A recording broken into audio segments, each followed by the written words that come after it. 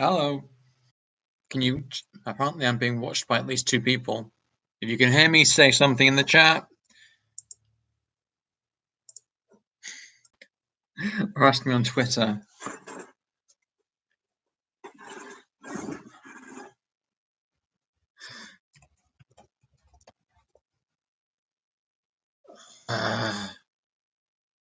Oh, you said. Oh, okay. Hilarious. If you want to share this on social media, because I can't, because I'm on two laptops, and this one will shut down at the slightest breath of wind. If you have any weird questions, then I guess feel free to ask them. I have an entire bottle of champagne to get through, which I'm not looking forward to because it's pretty rank stuff.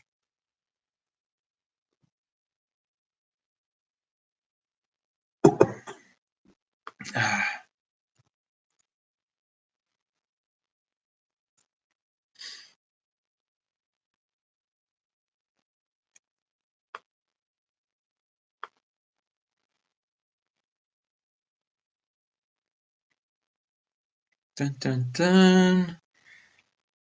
39,352. It's not that bad. I was wondering if we would hit 40,000 before the end. I'm amazed we got this far.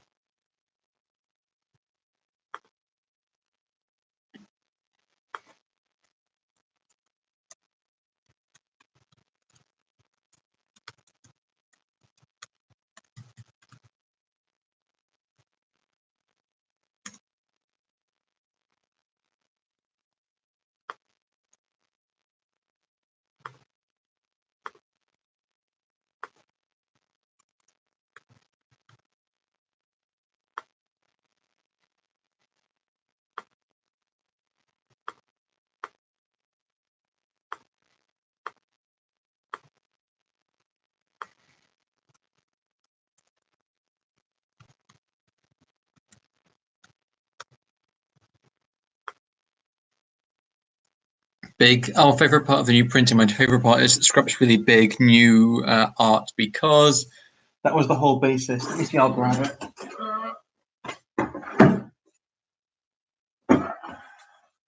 This is our last test print. I guess you've seen this in the YouTube videos. Well, it's going to be different, but like I found Scrap's art really punches hard when it gets bigger. I don't know why, but when it's the smaller it's compressed, like I don't know, the less interesting it is. And in the last DCO, weird story. Like the reason it's not a Lamentations of the Flame Princess adventure is because James Raji wanted me to make the wildlife all appropriate to a South American setting, and he wanted me to lose the platypus. And I was like, no, I love this platypus picture. And I was sitting there thinking, wow, it could really change my life to have an adventure with Lamentations of the Flame Princess. But I thought, no, I have to have artistic integrity. I won't let go of this platypus. So I said no. We did it ourselves, and then with the layout, as it turned out, due to complex issues with G Drive, which we only found out about like 5 years later, the platypus picture was tiny on the A5 booklet we produced, and I've always been bitter about that. And now we have like a massive platypus. I'll see if I can find it for you, and a massive everything else. And that's one thing I'm very happy about. Oh yeah, look. See how much bigger that is than it was on the small version. It's a punch in the face. There we go. That's an alpha platypus. Oh.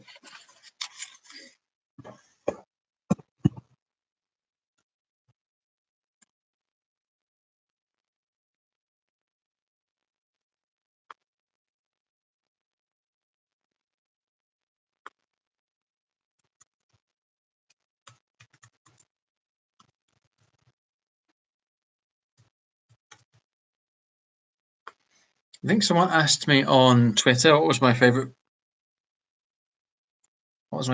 kind of. I got favorite actual play, and I think it was something that happened really, really, really on. I think it was Robin Zink who ran a podcast for a while, but I'd never really produced anything of any meaning that anyone had ever cared about.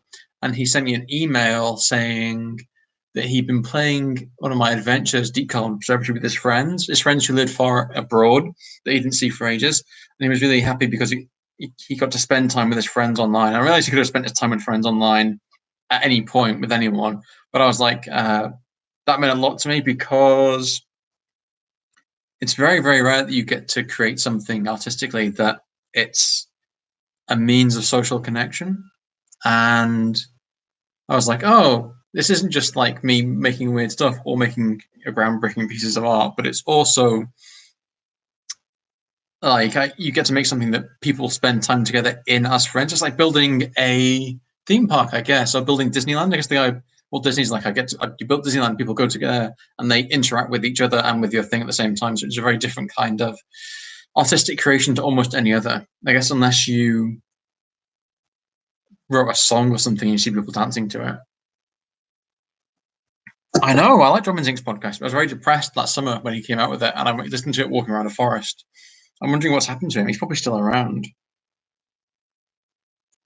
Chris Shaw says, if I came back with as Golem, what type would it be? I should, as a hipster, I should pick one of those China Miéville time golems. But probably just a Catarid. I'd be happy just holding something up for a long time. We're only meant to go shopping for necessities, and I don't know if this counts, but I guess it sort of does. It's called Nouvelle Fontaine Champagne, the Cuivre France Brut. I don't think it's like I think it's legally just within the boundaries of being a real champagne. But I don't know if it's like any more than that. It's just like the Asda minimum range champagne. It's not too much and not too little. Oh, I need to drink out the glass like a grown-up. You can tell Scrap I'm online. She's going to come around and like harass me. This is so weird because I have two laptops here, and one of them is my ancient Lenovo, which I'm assuming is full of Russian spyware. I hope it is. I hope they got their money's worth from that because it's an absolute. It just laptops die. This one died hard.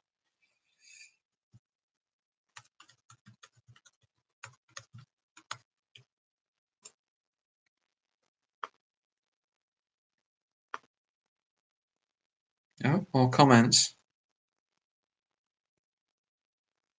God, I'm just going to deluge the end of my Kickstarter with a bunch of crazy bullshit. Removed from YouTube. Apparently, one of my Hangouts, I've had every problem with Hangouts you can possibly have, but one of them was removed from YouTube due to community guidelines. I have no idea why that might be. You know what? I was listening to that David Icke. He did like an interview where it got removed from YouTube, where he was being completely insane because he's David Icke. And that might have been on the background, so maybe that's why they removed it. Never mind. Iron Council, yes. Actually, I had China Miéville's email for a while, but I think I used it too much. And I think he just was like, this guy needs to leave me alone. But apparently he brought a second copy of Far on the Velvet Horizon from like Pete Show, so he must be into that at least. I better not turn up in any of my any future book, China Miéville. Iron Council I liked, but I think I liked the first one the most, or The Scar.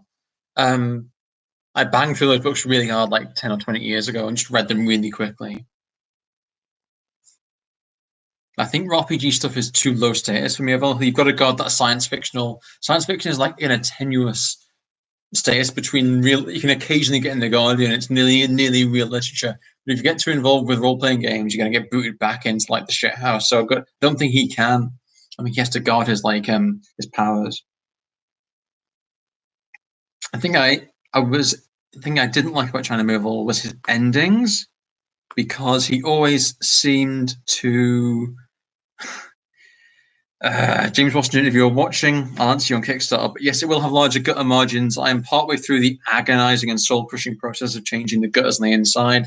That's going to mean mildly reformatting the entirety of the book, which means dropping a lot of the fonts size. But yes, it will have larger margins on the inside. What was I complaining about China Miéville's endings? He brings up the promise of a revolution or of some massive seismic change. And when he ends his stories, it often ends on a kind of a dying fall. Like, you don't get the massive systemic repression, which you would expect from like a proper lefty writer, but he never takes you through like the gate into like, what's our Marxist wonderland going to look like? And one of like, in my opinion, the terrible problems with Marx is you know, what exactly is this going to look like? What do we do? How does Utopia work? And it's like, oh, fucking, I don't know. Maybe you have to kill a bunch of like kulaks. I don't know.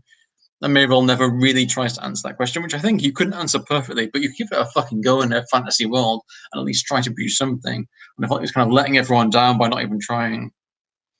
I didn't read Last Days of New Paris. No, I never got that far, but I may read it one day. I'm giant. I have like only 39 books left to read before I can buy a new book. And I have Bastion Land on the way as well. So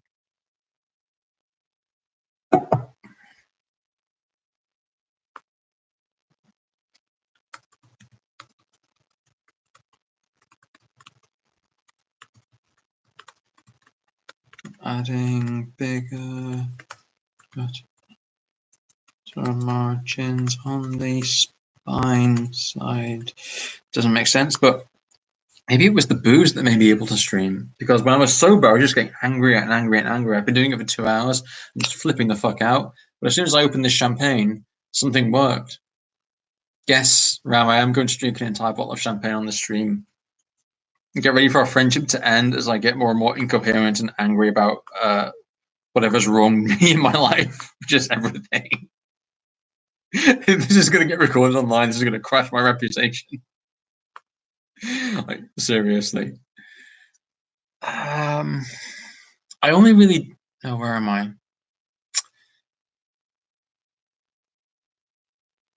I have had trouble... Okay. So proofreading is always... It's a challenge, okay? It's a challenge. It's always a challenging, difficult thing to deal with. I don't hate them, but I think I was just being snark and, like, clever. Next, epic poem. I only do those when I'm depressed. I did one when I was depressed back in 2016, I think, or 17, and I did another one after my massive blow up with Zach, where I just went through the entirety of the Fairy Queen. And since then, I'm on Sertaline, so I guess when the Zoloft, which is the secondary name, wears out, I'll be back on it. But I've been relatively stable recently, which means I've been doing a lot of work instead of homage, which I guess isn't work. But I can read some out.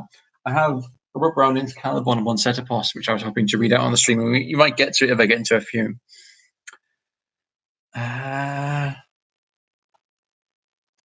What do I have? Big literary influences in your writing? I have no idea. I mean, I'm not aware of them deeply. This is for Carlos Freitas. If you're watching, I guess I'll type this out at the same time I write it. I was big into like weird fiction, Jeff Vandermeer, but I like Anglo-Saxon poetry. I like Mallory's The Mort. I have a lot of historical stuff over there. I have a night fetish. There's a lot of night things over there. There's some comics and stuff over there, some old science fiction over there. There's a bunch of Warhammer stuff, like older stuff and a bit of newer stuff over there, along with some comics and manga. I have all of Blame, and I'm getting the fancy Berserk editions. And over here is random stuff to do with literacy and orality, and over there is poetry and a bit more science fiction.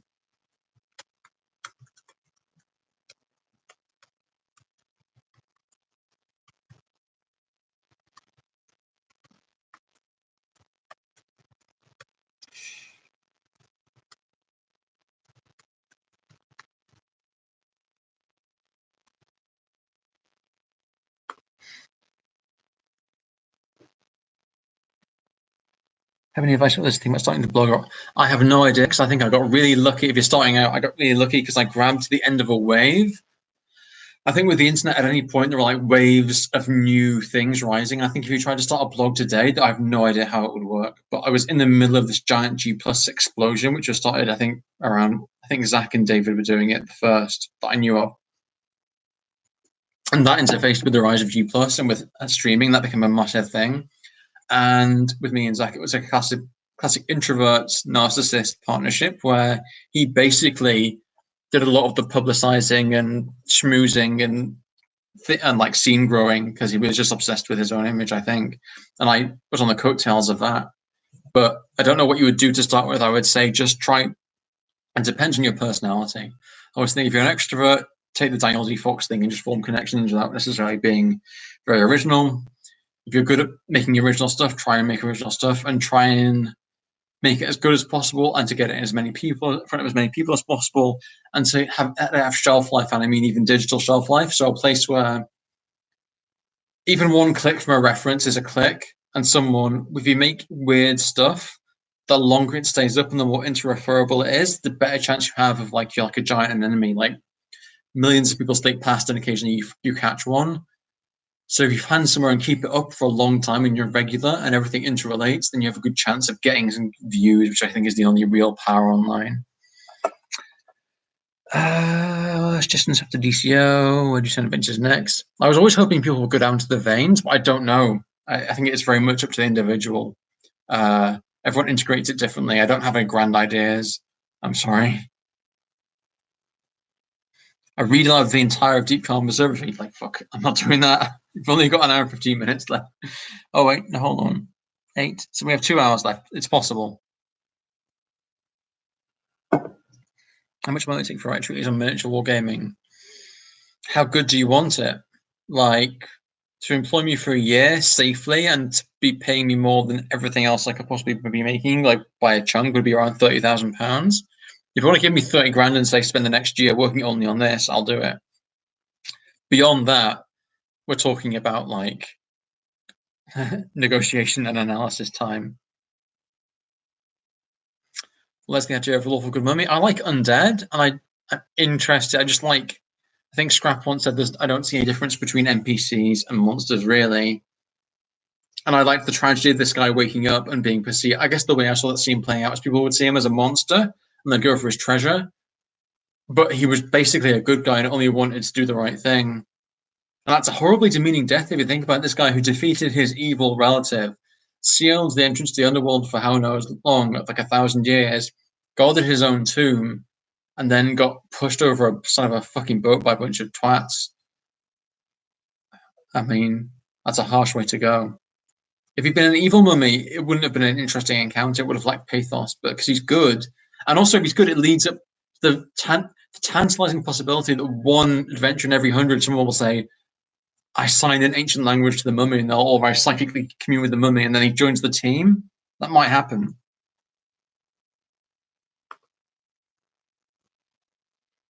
Definitely look like some Blame. Blame is a great comic. It is true. Zarshov hired me for like 200 Canadian dollars, I think. So he sent me an email. This was one of the first. I'm not very good at pitching. I don't think I've ever pitched anything. So he basically sent me an email saying, I like your blog. I want to pay you $200 to write an adventure for my my system, which is Neoclassical Geek Revival. And I was really excited. I showed it to my girlfriend. I was like, oh, wow, $200. She said, are you going to massively overwrite this? And I was like, yeah. And I said, I don't really get NGR, so are you okay doing the stats? And he was like, okay, just write the adventure and I'll restat it. So I wrote it for him initially, and I just massively overwrote it. I went to like 20,000 words. But he didn't do any editing on it. I just wrote it. And he occasionally said, I think his editing advice was, he saw an early version. He was like, are you completely sure this is the best you can do? I was like, fuck. Okay. And I went back and did a whole new version.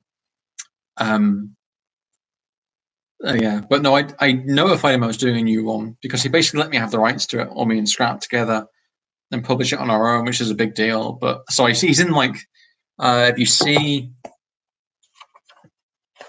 he's there, and hopefully he'll be there in every single copy whenever it's which is ever produced.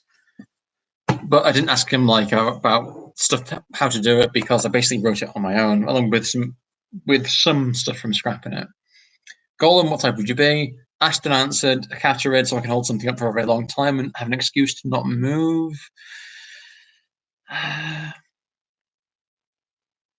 Yes, I am very excited to finally have DCO off my list of things. Yeah, it's kind of amazing because it's been on there for like 5 years, and I've been trying to get it done for 5 years. And once it's finally out, all I have to do is like deal with fulfillment, and then I would turn this laptop, but I can't because it might turn itself off. But I have like a list of projects on the side of my door. I'm gradually going through them and reducing them. And at the end of this month, hopefully, or next month, DCO2 will be off and the Kickstarter will be off and that will leave only 1, 2, 4, 5 projects, I think, which is a big deal for me.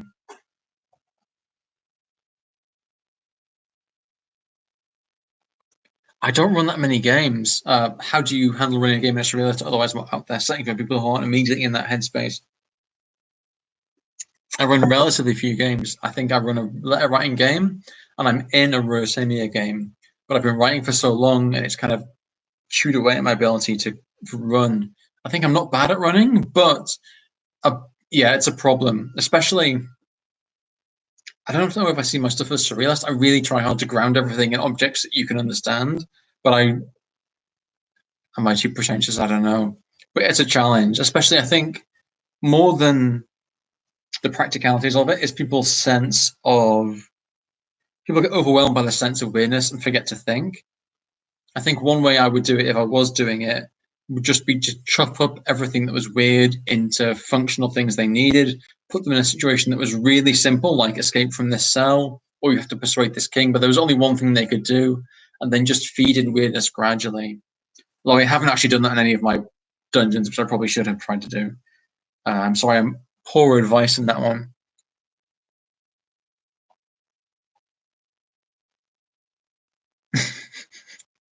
English is really serious, and you should only use it in really serious ways. It's like I'm an extremely serious artist. Very serious.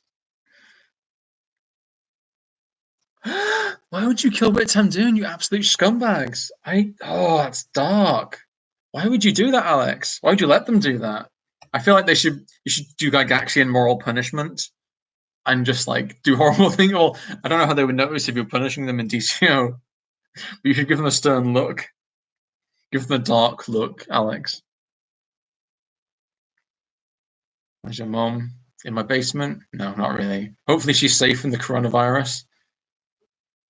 Once I was around 12 years old, and the bullying class was being a prick, and he insulted me somehow, and I insulted his mother. And the next thing I knew was I was on the ground, blacking out with his hands around my throat, and it turned out his mother had died. I don't know how recently, but maybe not that long ago. So I said exactly the wrong thing. I felt kind of bad for him on that. I was like, you did choke me out, but on the other hand, this is one occasion where your insane hyperviolence was kind of reasonable.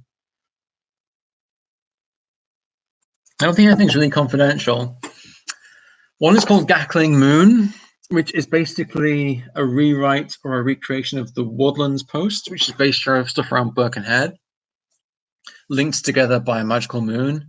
That's coming out. I'm working on that now. One is called Vault of Setibos, which is maybe, if I get it complete, going to be in a Through Ultron's Door zine. One's called The Prospero, which I've blogged about, which is basically you're on a slave ship and it crashes and you end up on the island of the Tempest, but it's like 30 years later and Caliban rules the island.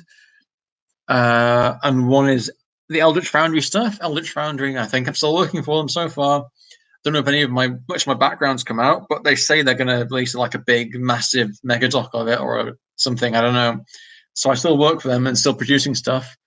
And I think in the next couple of months they want me to do short stories, which I was like, I don't want to do it. And they're like, well, we'll pay you. And I was like, all right. So that might be happening. Is that 5? And this DC one, of course, I'll have to put in Broken Fire Regime there when that starts to come out, when we start to work on that. But that will take a while. It's like 100,000 words in its unedited version. And it's going to take a long time. I think I'm trying to work out whether we want to try and do it in one big go and Kickstarter it as one, or just release it as 3 separate sections.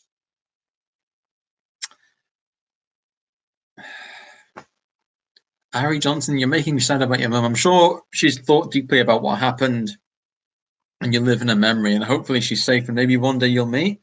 With the rise of the Panopticon, and my screen is frozen, so I don't know if that... Son of a bitch.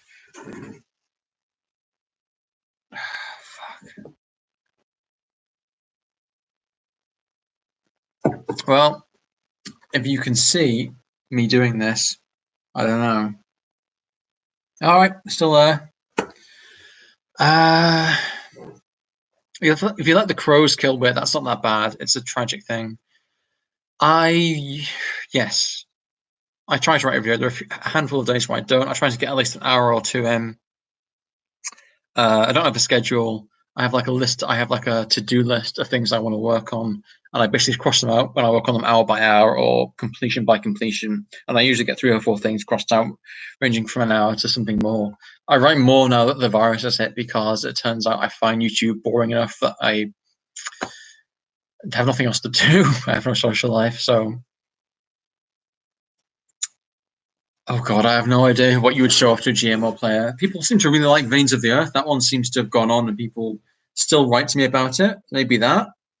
Um, I think Fire and the Velvet Horizon is still my favorite thing, and I like A Night at the Golden Duck, but I don't know if that's perfect enough. Or the hot new property, Deep Calm Observatory, coming to a shop near you, possibly soon. I don't know.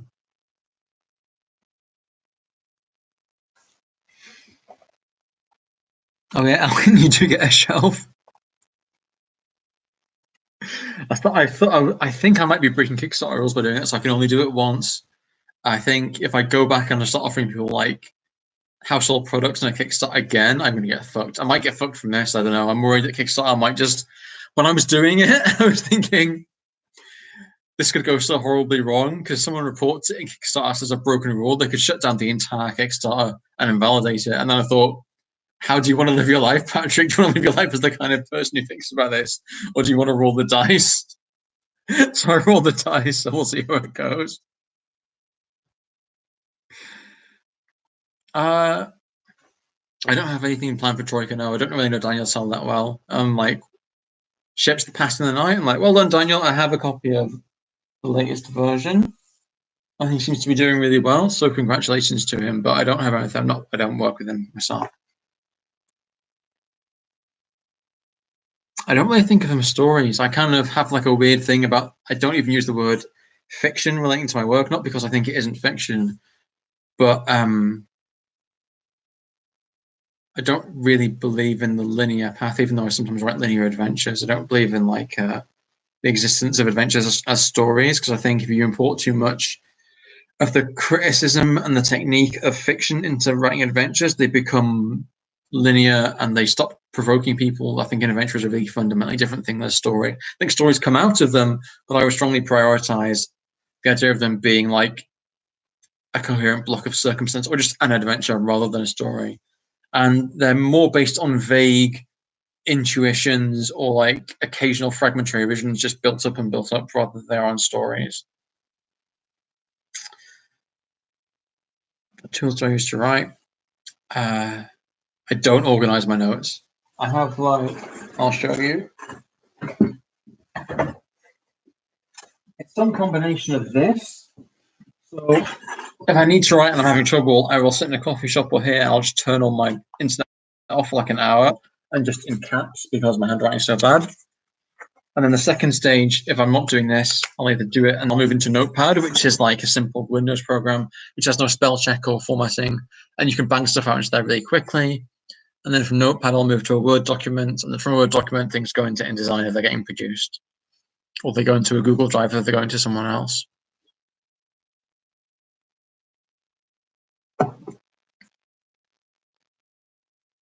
Why does Kickstarter love RPG people, Alex Chalk? I don't know why. It's possible that we run that from behind the scenes because that seems like the kind of thing RPG nerds end up pretty much everywhere, I think.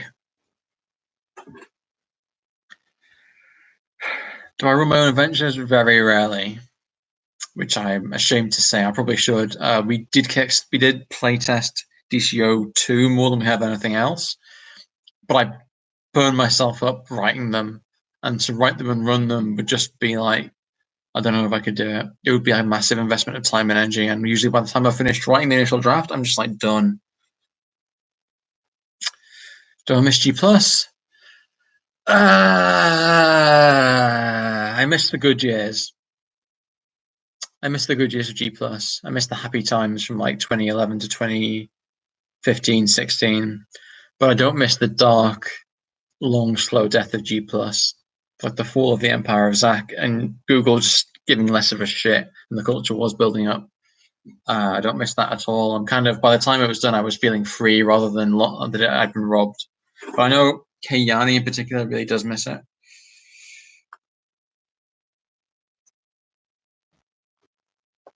I do fund, I do fulfill. This is true.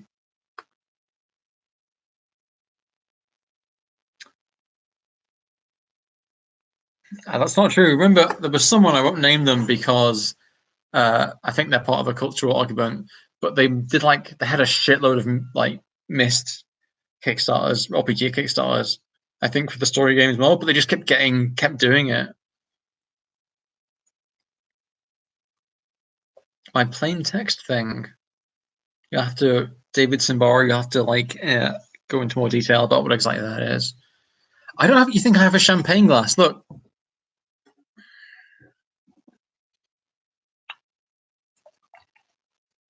I would be enjoying Scotch more and there would be less of it.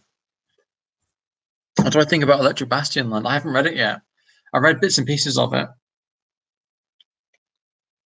but I hate reading PDFs. I want the thing in like physical format before I read it because I have so much to read, and if stuff is on PDF. I think Fiona sent me a version of her discourse zine, but I haven't even read that. It's like I have so much to do. Rumor, Google planned G plus halfway. Halfway to what? Where were we going? Hey, Scrap. Hello. Everyone say hello to Scrap. Do you still have that stick I made you? Yes.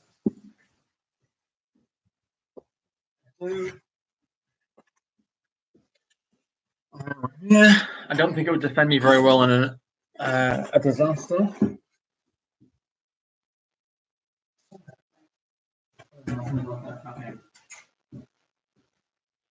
But I keep on any of the things you send me, Scrap.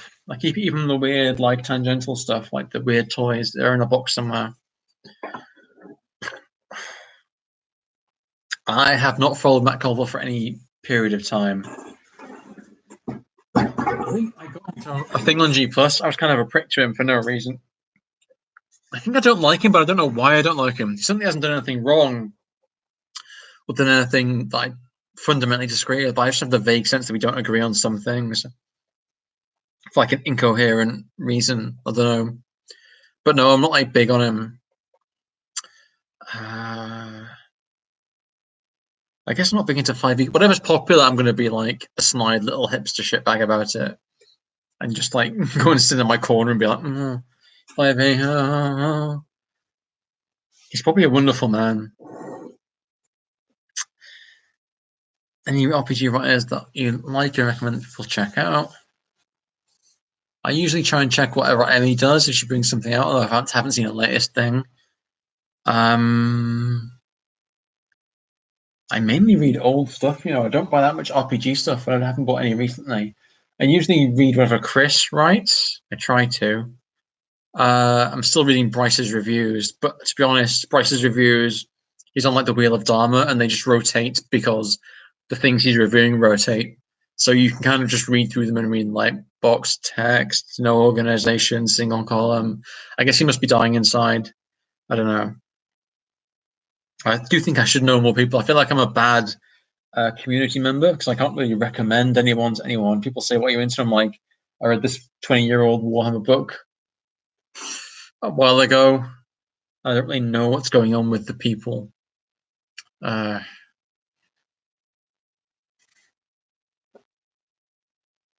Oh yes, no, yeah, that'll be. I apologize, David Zabara. Yeah, that shouldn't be a problem because I'll just do it in Word. You can turn a Word doc into a PDF, and you can put the bookmarks and hyperlinks in there. So it shouldn't be a problem. It should be like a one-day job. Brendan hopefully will give me the spell descriptions. I'll put them in like a Word doc, get them arranged neatly, hyperlink them, index them, do a contents page, and then just hit transform to PDF and bang that on drive through, which should work. I can't see that going wrong. A preferred rule set. It's usually something hanging around Lamentations because that's kind of what I'm most familiar with, and it's the easiest thing for me to deal with.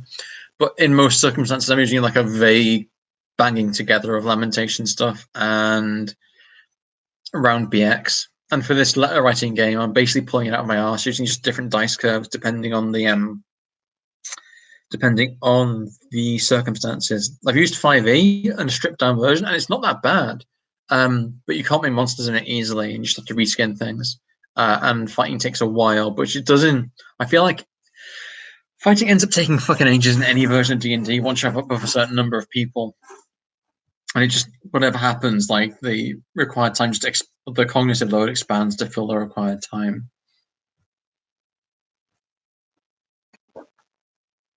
Thank you, Chris Shaw. Yes, that is fun. I was convinced you were doomed because of the coronavirus. I was thinking people are going to start cancelling a lot, but they didn't. And I was like, oh, thank God. But I was a week, at least a few nights, thinking, oh, God.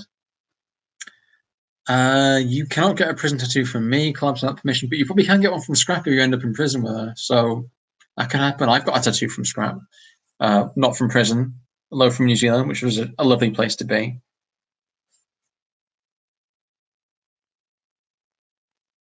All right, Patosh the name. Hey Patrick, joining to say your content is my favourite from the past few years. Thank you.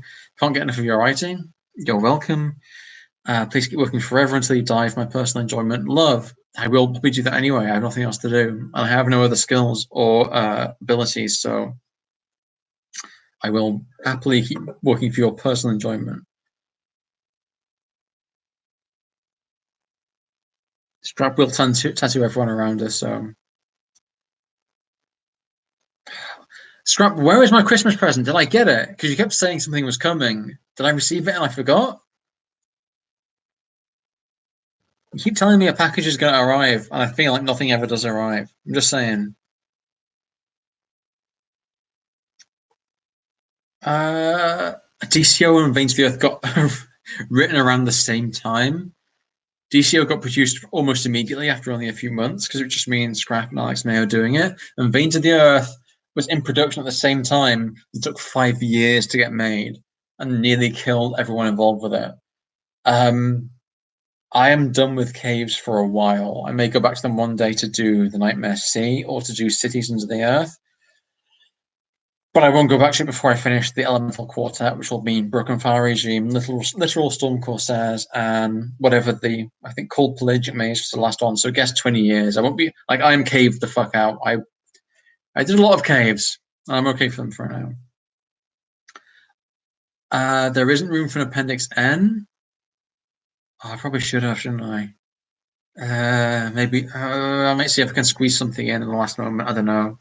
It would be a good idea, but it would just be the same as the one in Veins of the Earth if there is one in there. For Morkborg, the rules, I don't know. The production, it's like one of the most graphically well produced books that I've seen in terms of its balance of visuals to text.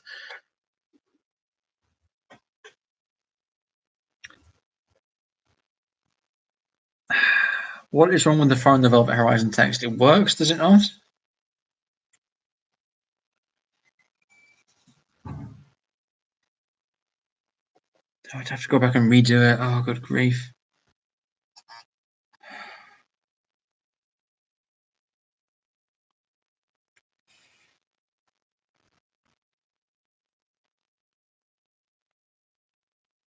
Thank you. No. It's nice of you to say it's one of the best things you've ever read. Hopefully I will one day produce better, but we'll have to see. That's like a chunk of my life, really, from working at a call center and going back and forth there and by train in winter for like early morning or late night shifts, and just scratching out on the bus, on the train, in the dark. So maybe that sunk into it. Way more than this is way more from the Kickstarter than I expected to get. I have like failed Kickstarters before, and it punched through my expectations immediately, and I was just like started to worry that it was too much. But yeah, hopefully this will keep me and Scrap safe for a year, and we can work on more stuff without having to like worry or be afraid. That would be nice. Patrick made some impressive already. Plague hair. I was going to get a haircut before the plague hit, and I was like, oh, I'll get it tomorrow. And then they were like, I've had a really bad sniffle for the past month, 2 or 3 months. It's just cleared up. So I was thinking, I felt really bad going anywhere in public, so I would cough a bit or sniffle, and it was just as the plague fear was coming on, and I would feel like a leper or something. So I didn't get my hair cut. So now all I can do with it is wax it and just shove it back. It's really big. It's slightly greasy now and hasn't been washed for a little bit, so it lies reasonably flat. But if you see it after it's been shampooed, it's like woof, like proper 70s street cop.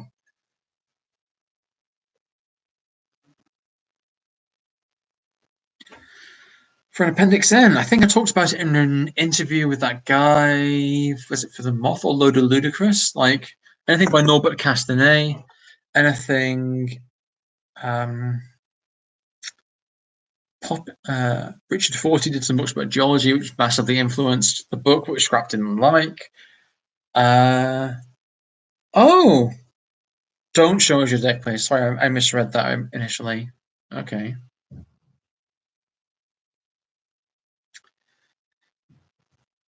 What about else?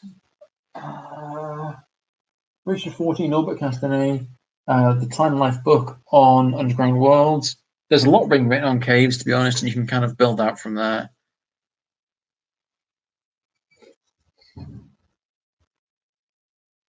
The specialist requires to finish it. Sitting on a shelf waiting for the post office. Yeah, my presents have a way of going missing, don't they?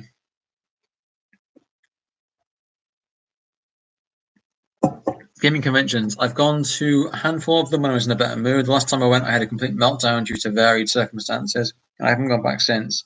I guess if my mental health stays stable, I will go, but I'll probably wait until I have like another book out after this one, so I have something to put. And instead of going to someone else's desk, I'll have like a Force Machine desk. But I might go to Dragon Con. It's not called Dragon Con. There's a con in London at the end of the year or beginning of it. And there's UK Games Expo. I might go to those maybe in the new year.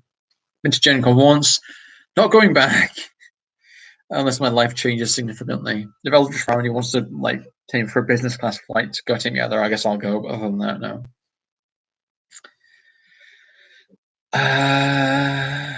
Veins incorporate. Thank you. I don't know how well I can advise you at this stage in the campaign about incorporating more stuff into the veins into more stuff. It's yeah. Book recommendations for the Plague Time. One of the big ones you're not going to finish, like Leoness, is fantastic by Jack Vance, and the Norton Critical Edition of Le Mort Arthur is amazing.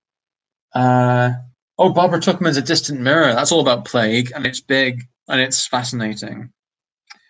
If you want something uplifting, I don't have that much uplifting literature.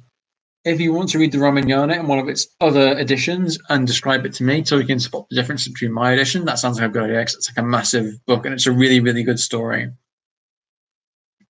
which I would recommend to everyone, which I think should have like a bigger role in our gloriously globalized culture because it's actually really good.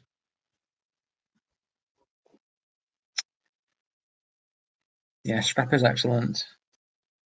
Superhero themed book. Maybe I quite like the Platinum Age of superheroes, like stuff like Space Hawk and Basil Wolverson's and Stardust.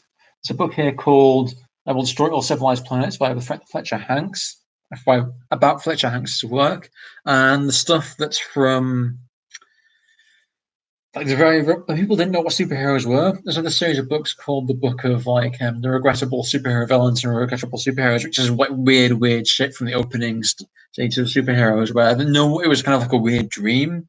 People were just jamming stuff together to see how it worked. I might do something about that one day. And I did write a series or a brief thing on the blog called The Best Heroes, which had like I was trying to write something positive. And that was what I don't know. Yeah, maybe I might go back to that. I don't know.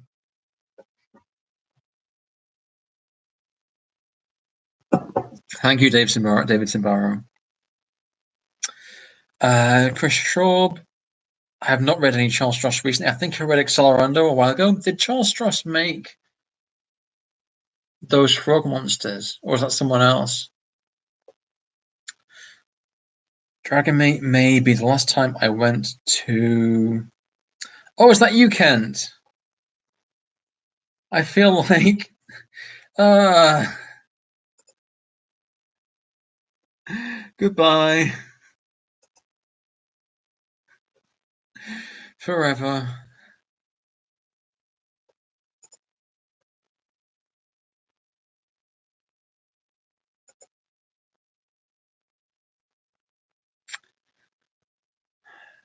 Hello, Richard Ricardo von de Castro. It's nice to see you.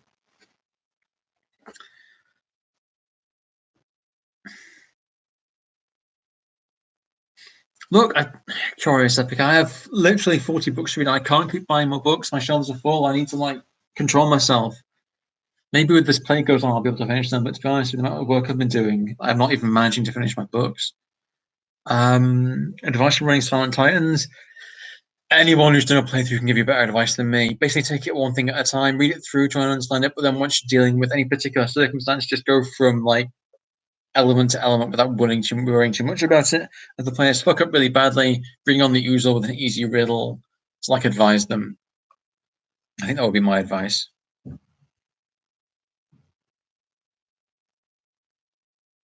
Favorite Scrap Princess piece?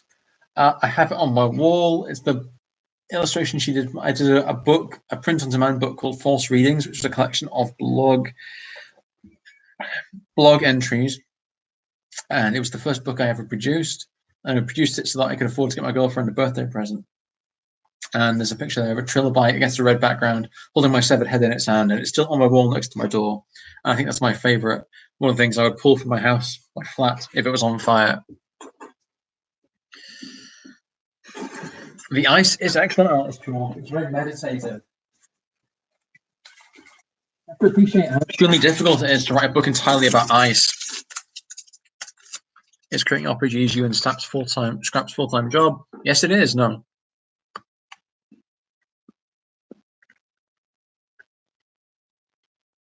Although I barely get by. This Kickstarter is like the biggest personal success I've ever had. I'm just going to push me into a tax bracket, which I'm not looking forward to.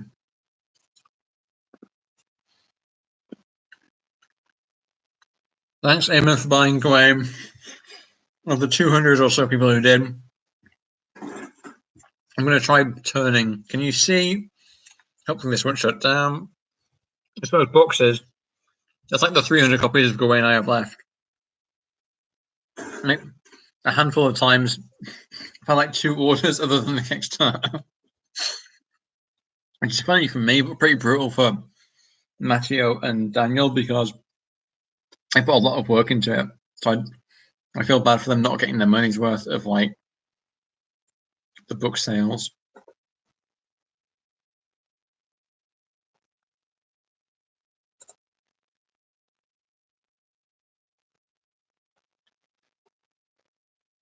Alright. Nice. If many characters are inspired by Scrap's drawings, what inspires Scrap? I don't know. Scrap is like a witch and doesn't exist in reality and is like almost entirely purely a creature of your imagination. I don't know what inspires that terrible creature. Sorry, Scrap. My favorite Scrap piece in DCO, I think it would be hard to say. The golems are really good. I really enjoy them. I'll see if I can show them to you. I've turned the lights off because it was getting weird, but let's see.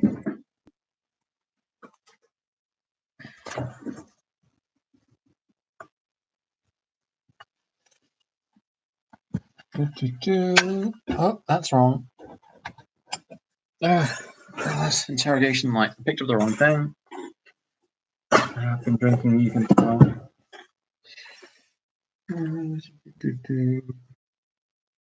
Yeah, these are the golems. So I really like these. I like that they're massive now. They're like A4 size. And I've added like individual people. Thank you, playtesters. I added individual like tables to give them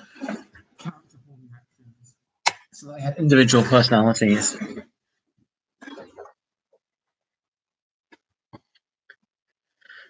How many whole lore in the new and updated version? I don't know what that is. I'm worried that might be Kent back, which I would be impressed by because he's very persistent. Oh yeah, definitely do that, Eamon. Sorry, that's a good idea. I haven't like interacted deeply with Silent Titans for a long time because there was some challenging elements around its production, and it's going to be on my shelf. Just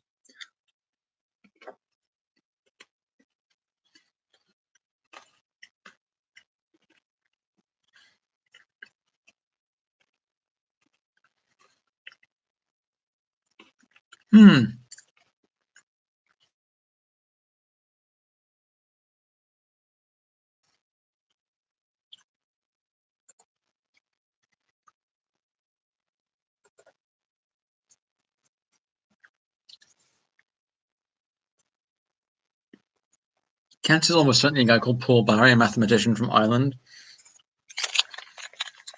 And I think they're also the unbalanced die creator.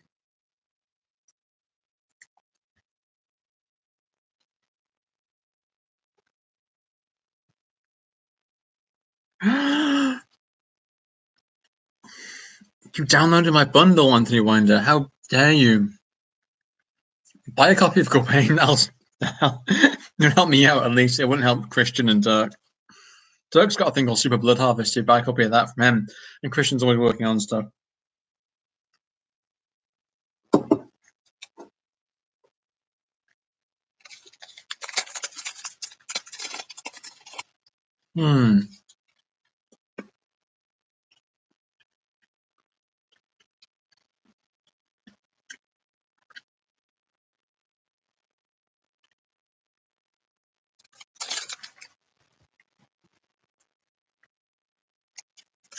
Hello, Sean, Donkey D. William. No, I wouldn't, because your name is Donkey D. William.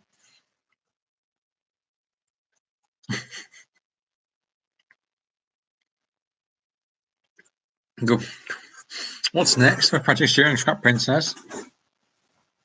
Probably Broken Fire Regime, which is an adventure set within a kind of forest with like a quasi-industrial situation going on there. And then at one point the forest goes on fire and you go into a different world. And it turned out to be massive. It's basically set in two worlds that you can transit between in the middle of the adventure with completely different qualities. One is based on corporate and colonial horror and exploitation. And the other one is like a weird, multi-gendered, chivalric court drama. And it ended up getting massive and drove us both mad. But now we're done with DCO. That could be the next thing we do.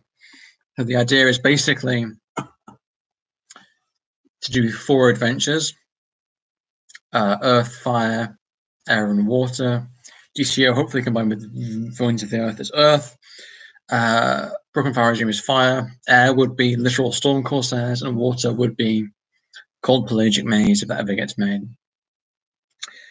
Gawain and the Green Knight is a Renaissance or Middle Ages poem about a knight called Gawain who has a magical encounter with a guy called the Green Knight in a head chopping competition and has to track him down to fulfill his side of the bargain and maintain his good name, and faces a lot of weird and moral challenges which end up making him a bit upset.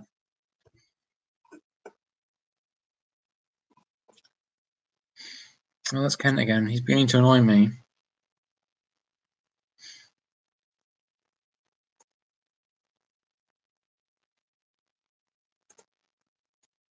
You best just let him run. Anyway.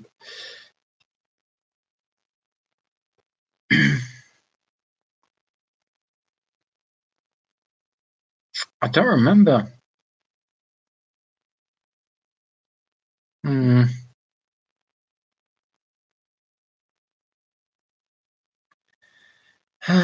Well, that's become distressing.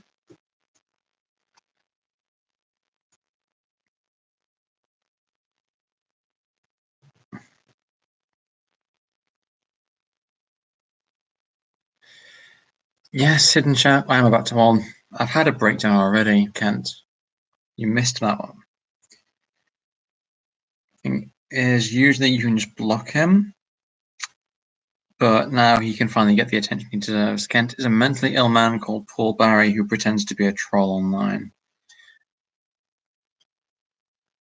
There will be a book made out of the woodlands. It's going to be called Gackling Moon, and it's mainly done, and hopefully will be out sometime in this year.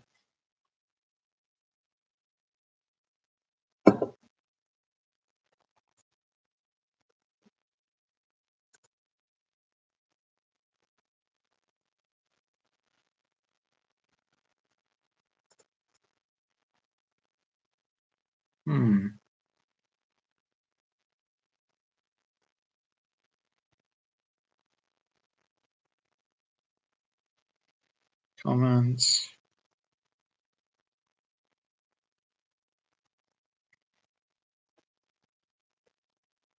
Opinions on goblins. They're wonderful and you can add them to anything and they will work out fine.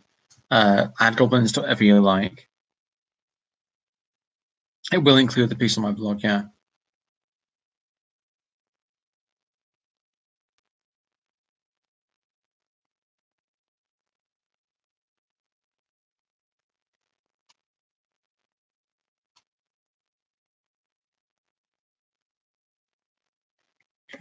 Updates.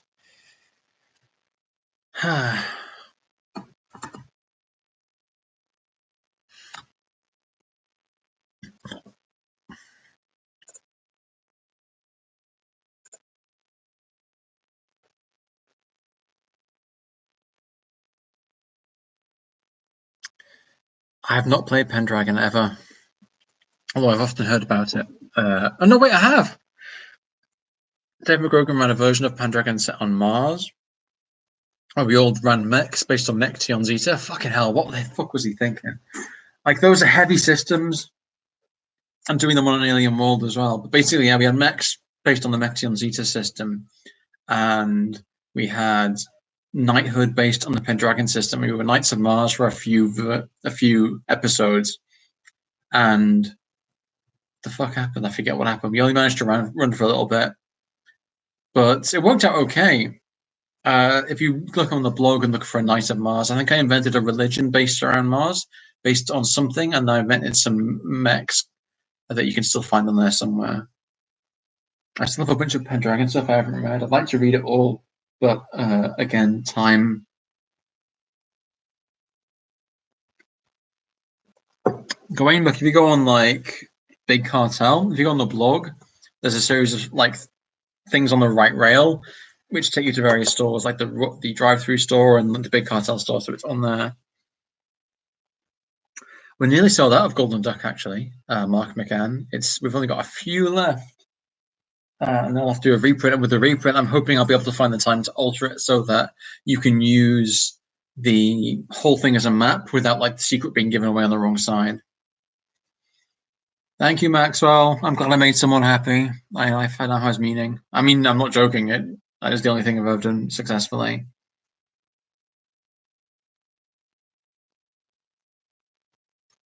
How did I scrap meat?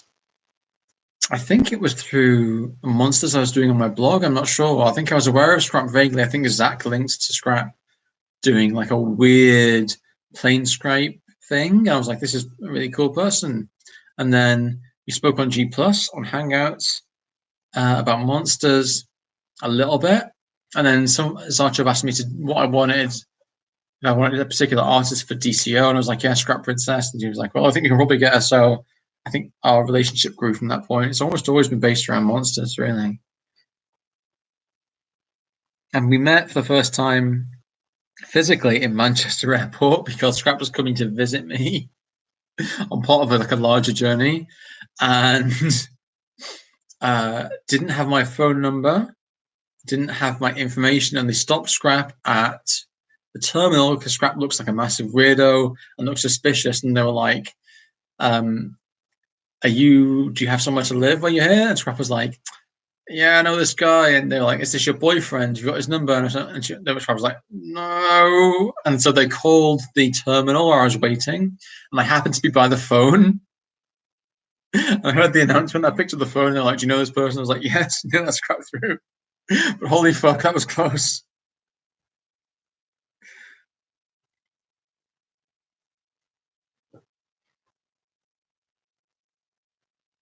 Sci-fi RPGs are hard. If I did write one, it would be bordering on fantasy. It would take transfuturism to the point where it was closer to a dream realm of fantasy than hard sci-fi. I did have a bunch of Eldritch Foundry ultimately want a science fiction reality, and I've done like a basic plan for it. But like I discussed in like that podcast, science fiction is hard because of the way it's modeled, and it's a challenge. But yeah, maybe I won't one day do it. Let me start my blog. Everyone cool had a blog back in 2011. I was late to the party. Like there were a bunch of cool people like David McGrogan, Zach had a blog, a bunch of other people, and there was like a whole community of like cool people like making stuff. And I got a laptop for my birthday, and I was like, that was one of the first things I did was I started a blogspot blog, and I was like, oh, I'll get you hang out with the cool people, which I sort of did, and then it turned horribly wrong, which I suppose served me right. There is no inner circle. And I like inventing stuff. I actually had a blog before that. I was trying to write plays in blank verse, which is still out there somewhere. I wrote a few plays. One of them, I have a copy of it over there back in like 2007 to 2011. But they weren't very good, or they were too weird. And I did a bunch of other minor writing projects. But the role playing stuff seems to have worked out because people liked it when I did that. But there might be a parallel world where I write weird plays. Favorite character story from writing RPGs and from the playing RPGs. Yes, I have had a character called Fiddlin' Joe Cooper who is based on like a hillbilly adventurer who was also a cockroach. I leveled him up in Arnold's game to level 2, and that meant he could survive Zach's game. And he had a number of wonderful adventures, but one of the greatest ones was when he died, or he was definitely going to die. And people were like, "Well, he's done. Do you want to see if you get this mutagen?" And the mutagen gave you one particular mutation from the Realms of Chaos table, 1000 table, and of that table, only like 2 or maybe 3 things gave you regeneration, and would have saved his life. And so Zach rolled the dice for the mutation he was going to get, and it was regen. He got like a bunch of points back each turn, and that was kind of like a 2 or 3 in 1,000 chance of him surviving. That was like wonderful. That was like a big moment for me. He was kind of unkillable from that point on, but he managed to fuck things up regardless.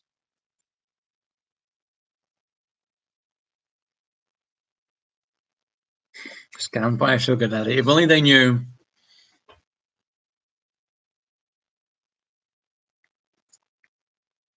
I will. It's not hard to reprint Golden Duck. I mean, it costs like a couple of £100, and there's people do it locally. But the hard thing about reprinting Golden Duck is I have to like fold each one of them individually, and it takes fucking ages, and it fucks my hands up because dealing with that much paper just leaves me with like scars. But then with coronavirus times happening, I guess it's my duty to reprint it because I need to keep the local economy going. I'm a knowledge worker, and all the extroverts who deal with people don't have anything to do, so it's to us introverted weirdos to just piss money away on stuff we don't need for the country, for the economy, for the world. I'm going to try and answer this question on Kickstarter. Beep boop. Nope. Maybe I shouldn't answer questions on Kickstarter while drunk. I think that's a bad idea.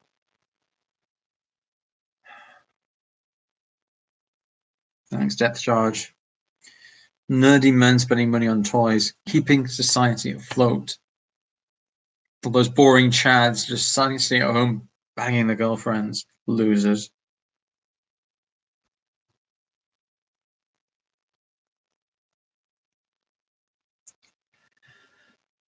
I keep telling myself that I'm going to make smaller things, and they always end up bloating out to an insane degree and becoming unmanageable. But yeah, after Broken Fire Regime, I've tried to make things small, and if I manage to do this thing for Ben L, this Vault of Setup Boss thing, then that will be a small adventure. And the Prospero hopefully won't be a very big adventure either. I'm hopefully trying to keep it to a reasonable size. I don't want to report him, I want to reply to him. Drunk replies.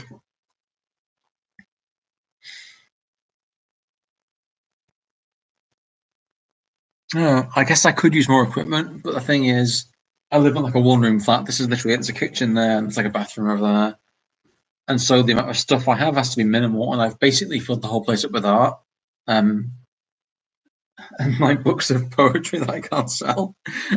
So there's lots of stuff that would be useful to me if I had more space, but I don't know if it's reasonable for me to buy it.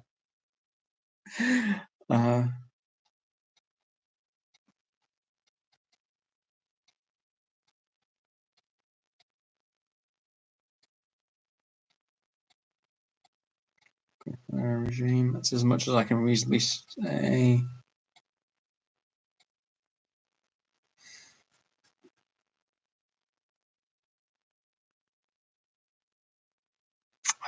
Cool. I'm glad people are buying Scraps merch. I do like Scraps. merch, and I have like a hoodie which I haven't worn for a while by Scrap, like an incoherent drill bit on it.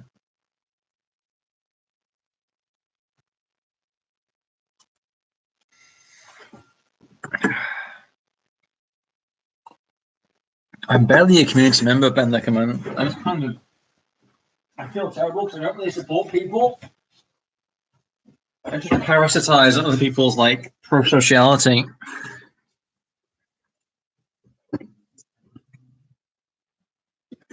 Everyone else builds social connections. I just kind of at the end, like, say, "Oh, I've done my part." Hopefully, I'm not a bad member of the community, so maybe that evens out. I don't know. Community, my ancient nemesis.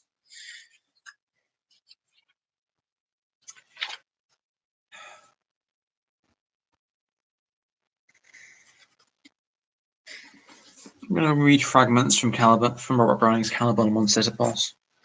Assuming no one has any objection, which I doubt that you do. How long do I have to go? Hour and a half. Astartes is really good.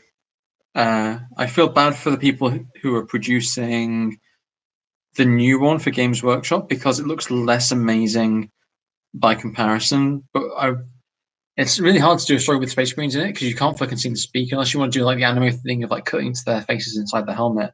And the Astartes creator managed to make it where you didn't need, it was just purely a movement and action thing where you didn't need to see them. And you could just do it like that. And the great advantage of what they could do was they had these amazing digital textures, which I really enjoyed. And they managed to invent something, which I was impressive. Like they invented new stuff. I was kind of like, oh, well done. But harder to do in a more like standard drama.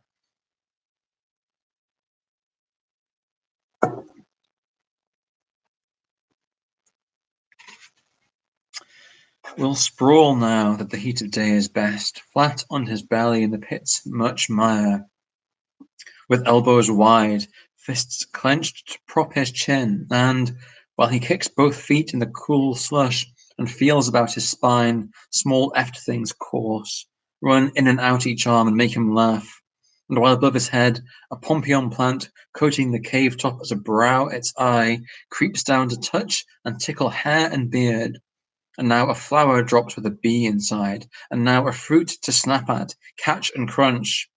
He looks out o'er yon sea, which sunbeams cross and recross, till they weave a spider web, meshes of fire, some great fish breaks at times, and talks to his own self, howe'er he please, touching that other whom his dam called God, because to talk about him vexes her, could he but know, and time to vex is now, when talk is safer than in winter time.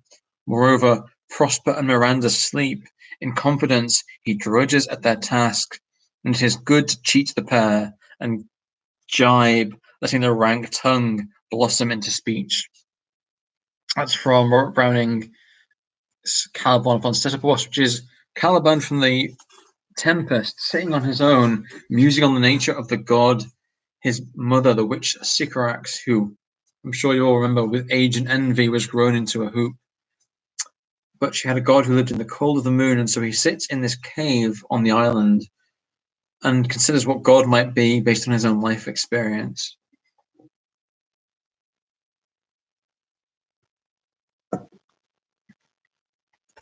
I'll do one more verse.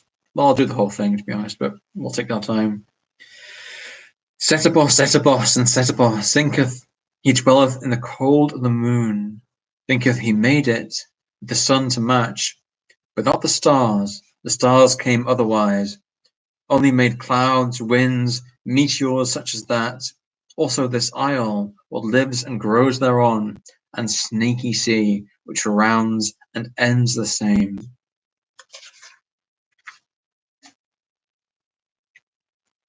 Can you buy Gawain? Go on the blog, go on the right. There's a thing saying shop, and there's a you either go to the big cartel shop at the near the top, or scan down until you see the Gawain image and click on that, and it'll take you to the same place.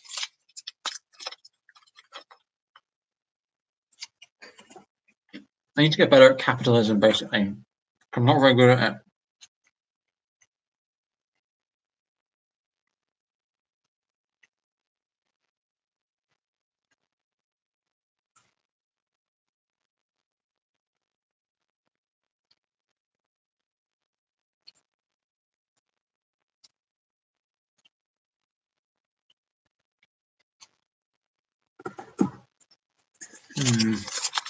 Anyone know what the Kickstarter's at right now? I guess I can check myself. Maybe. The Kickstarter app is probably rubbish at checking your own Kickstarter. £39,527. 1,656 backers, 81 minutes to go.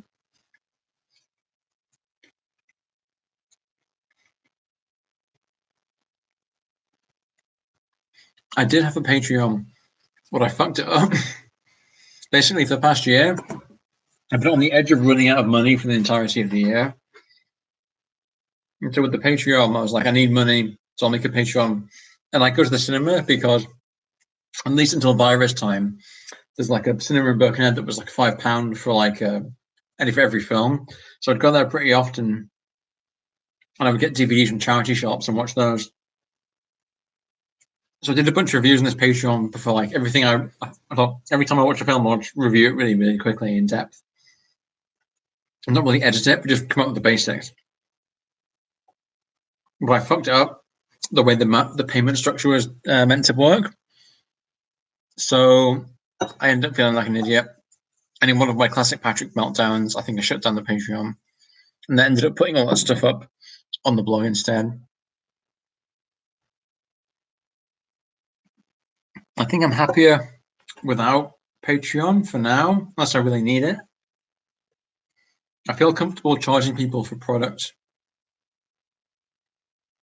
once, and in the case of DCO, twice. But it is bigger and better. But I'm happier with capitalism held roughly back there, where it's like, yeah, I'll buy. You can buy access. You can buy the thing, but people are held a little bit back, and there's a period where you're kind of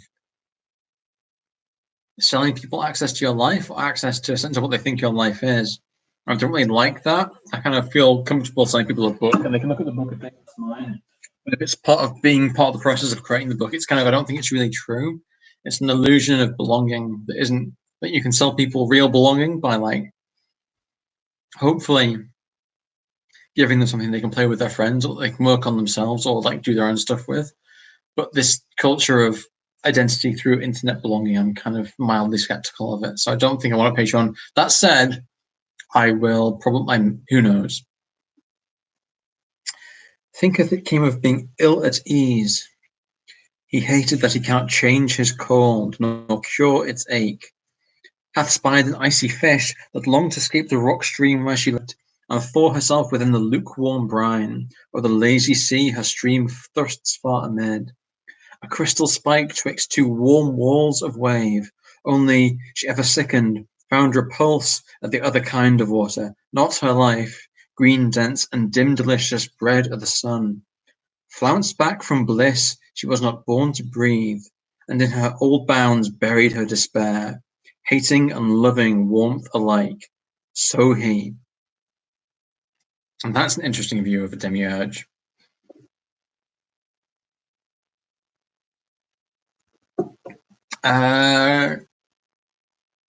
Patreon's tip jar, maybe, but I already have the blog where I can write whatever I want. Nothing about it. I am reading Asda's medium brand champagne, and it's horrible. It's not a drink I would recommend to anyone. It's a very mediocre alcohol. It's giving me gas, which I already have trouble with. But it's better than nothing, I suppose.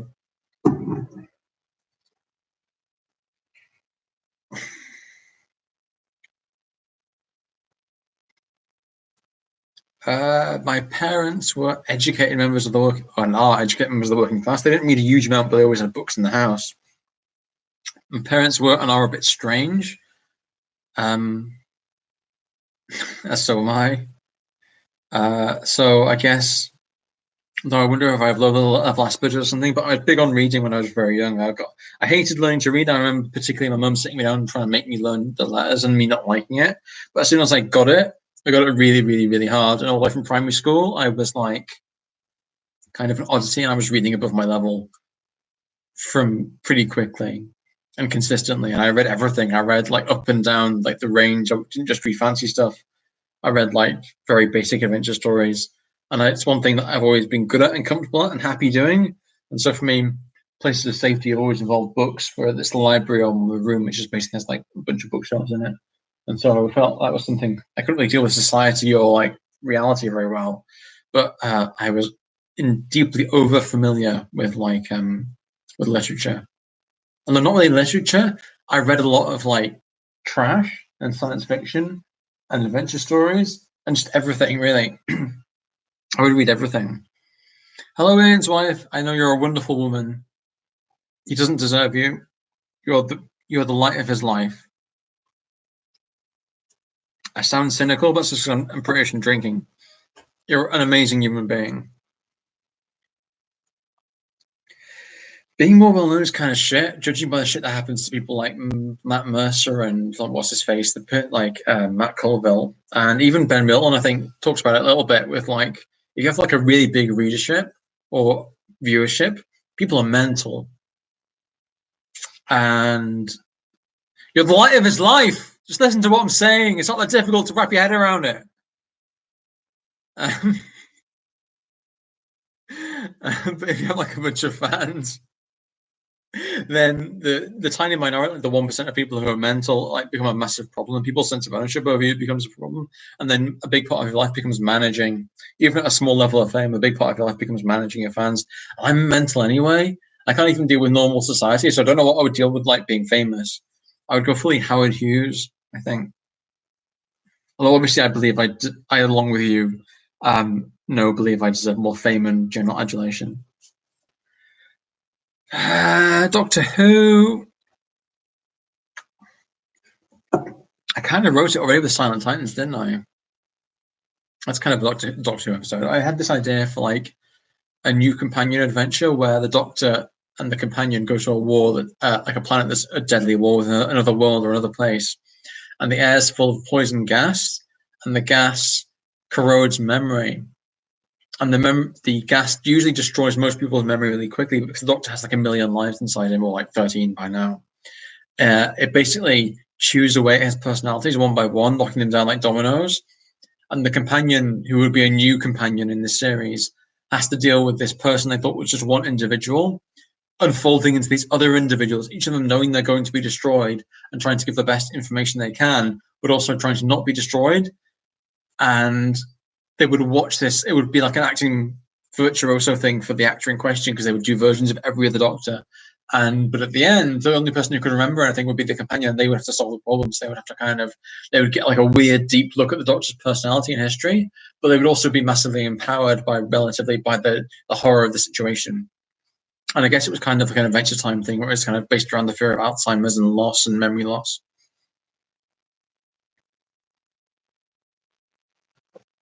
All British weird fantasy is very Doctor Who-ish. It's Castles of Hellion, the one done by Gabor Lux. I haven't read it yet, no, but I will have to now.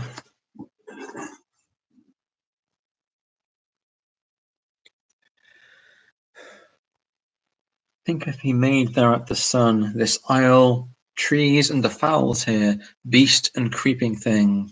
Yon otter, sleek, wet, black, lithe as a leech. Yon orc, one fire eye in a ball of foam, that floats and feeds. A certain badger brown, hath watched hunt with that slant white wedge eye by moonlight. And the pie with the long tongue that pricks deep into the oak walls for a worm, and says a plain word when she finds her prize, but will not eat the ants themselves that build a wall of seeds and settled stalks about their hole. He made all these and more. Made all we see and us in spite. How else?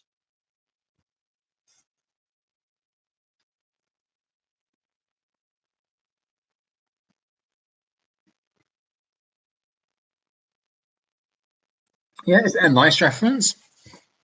And what happens in Castles Italian? Because I don't know anything about it really. Usually living in a strange world of my own devising. Gasp! 2 people have walked away, so thank you. I feel ashamed of pulling you into it.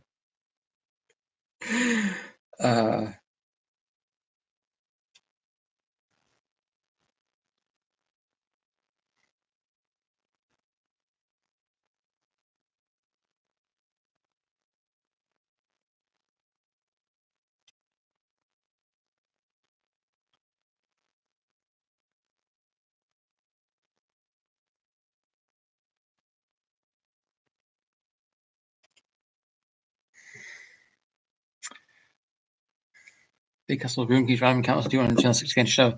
Madwit, Undead Nobles. That does seem like my kind of thing.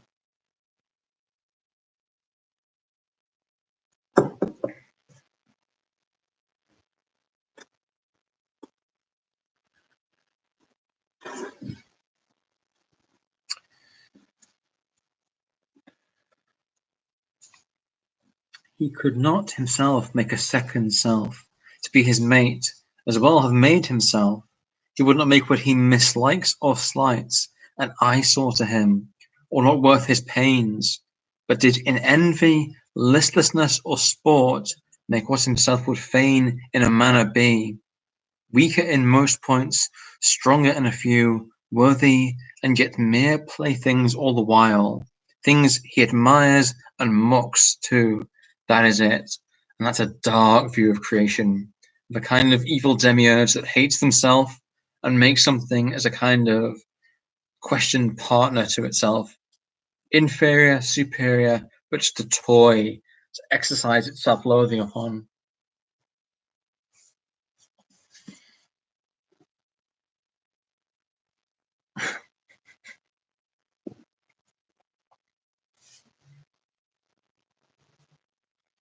That happy hour thing sounds quite nice, Eamon. I feel like people should be doing that. I feel like I should be doing that. I feel like I should be streaming or something. Oh, God, no, you can't convert people to the OSR. It's a community for freaks, and the only reason you know you belong there is because you just end up there. This is Curious Septic. Robert Browning's Caliban One Setopos. Robert Browning was the guy who was married to Elizabeth Browning Barrett, and he was also a poet, and he was really good at doing poems based on particular characters. All of his poems are based in particular individual characters, some from literature and some not. And in this, he imagines Caliban from the Tempest living on his island and imagining what God is to him, based entirely on his own sense of self and how that might be.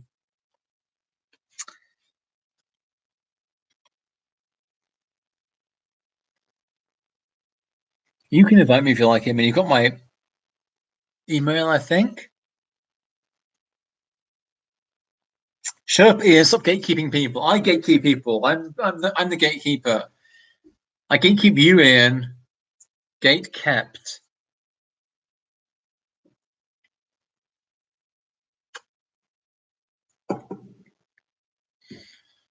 G plus. Everyone loves G plus now. It's gone.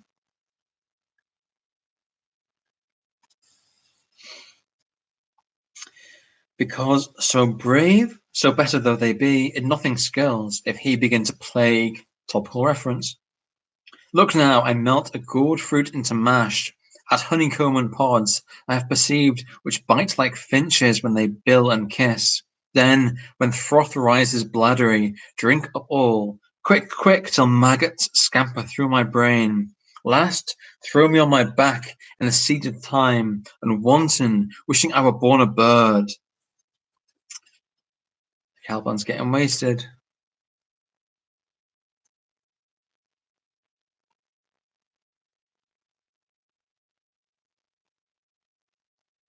I actually bought a G plus T after having done that. I did that.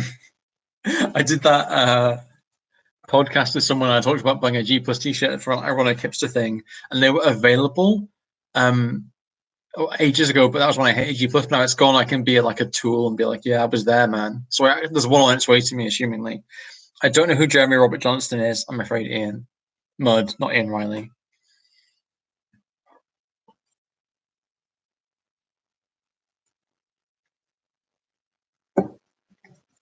It's all right. I'm gonna go to the toilet. I'm gonna read more poetry to you, whether you like it or not. You don't have to ask me questions. Ask me impossible questions.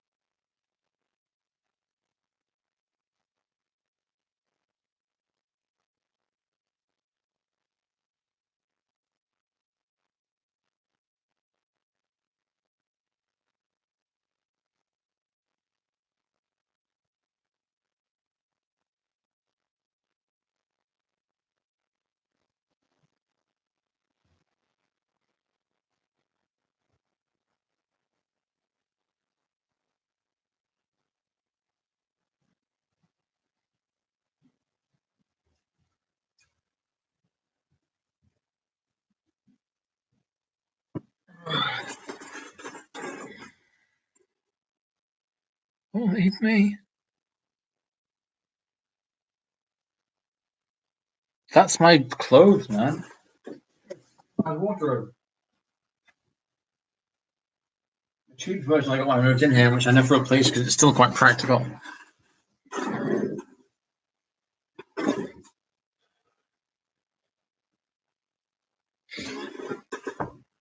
I'm going to publicize my...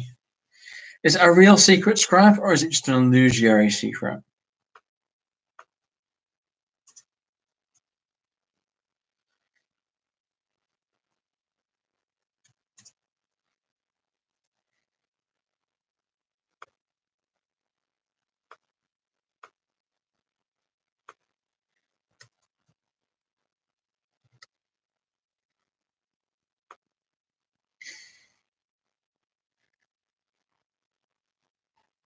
Yeah, golems, because then you can make people collect the whole set. Scrap and be like, golem. And if someone forms a group of 6 people, they can have like 1 person per golem, or just have 1 every day of the week.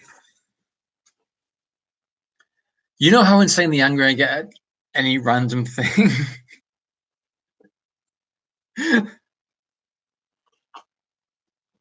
The list of shit I get angry about changes day by day, moment by moment. Oh, by the way, Scrap, have you ponged the last ping yet? Because, no, because he's a living being. You can't just skeletonize a giant like that. Come on, man. Where am I?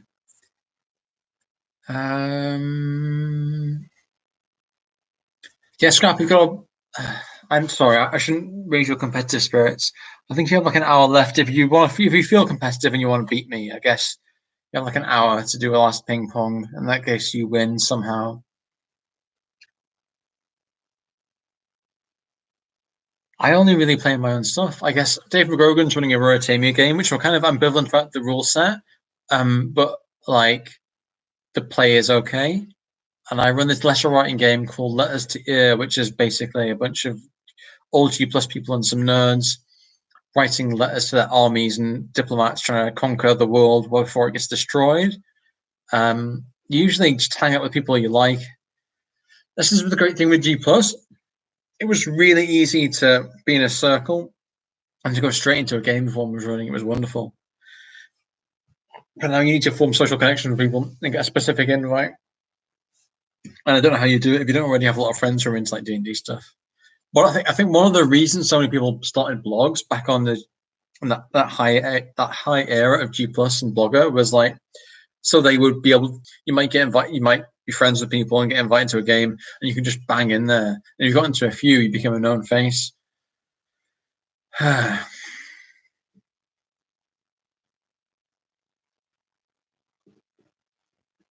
give him a skeleton. But he has a skeleton of cartilage. I guess turn the cartilage into bone, but he's used to it. He thinks he's normal and the rest of us are weird. So I don't think he could do it. He's got that. He lives in caves, so his ability to squeeze is probably more important than his ability to walk. Like into RPGs. When I was very young, someone asked me to play Cyberpunk, and I was too scared to go and play with them because they were with older kids. And then I was unemployed in Liverpool around 2005, and I was picking up odd bits and pieces of RPG stuff. I was familiar with the Final Fantasy Warhammer 40k RPG a little bit. And then I got like a series of small laptop computers and started reading blogs. And I got sucked into the blogosphere. I think it was Dave McGrogan's blog and Zach Smith's blog that got me into it really. And then Lamentations of the Flame Princess, I downloaded that rule set and printed them out illegally. And then I started playing fourth edition with my friends, not really understanding how different they were. And that was it, basically. I think like a lot of people who get into RPGs as creators, you're kind of already looking for something to do, or you have that engine in your head. I feel like there's a race of giants underneath there who just have soft skeletons.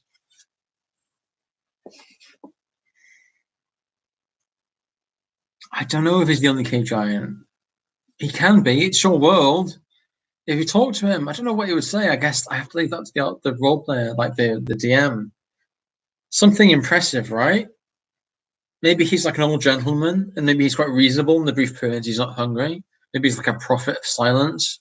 Maybe he's like a billion years old, but the time has passed so slowly for him, he doesn't really recognize it. I don't know. Where am I?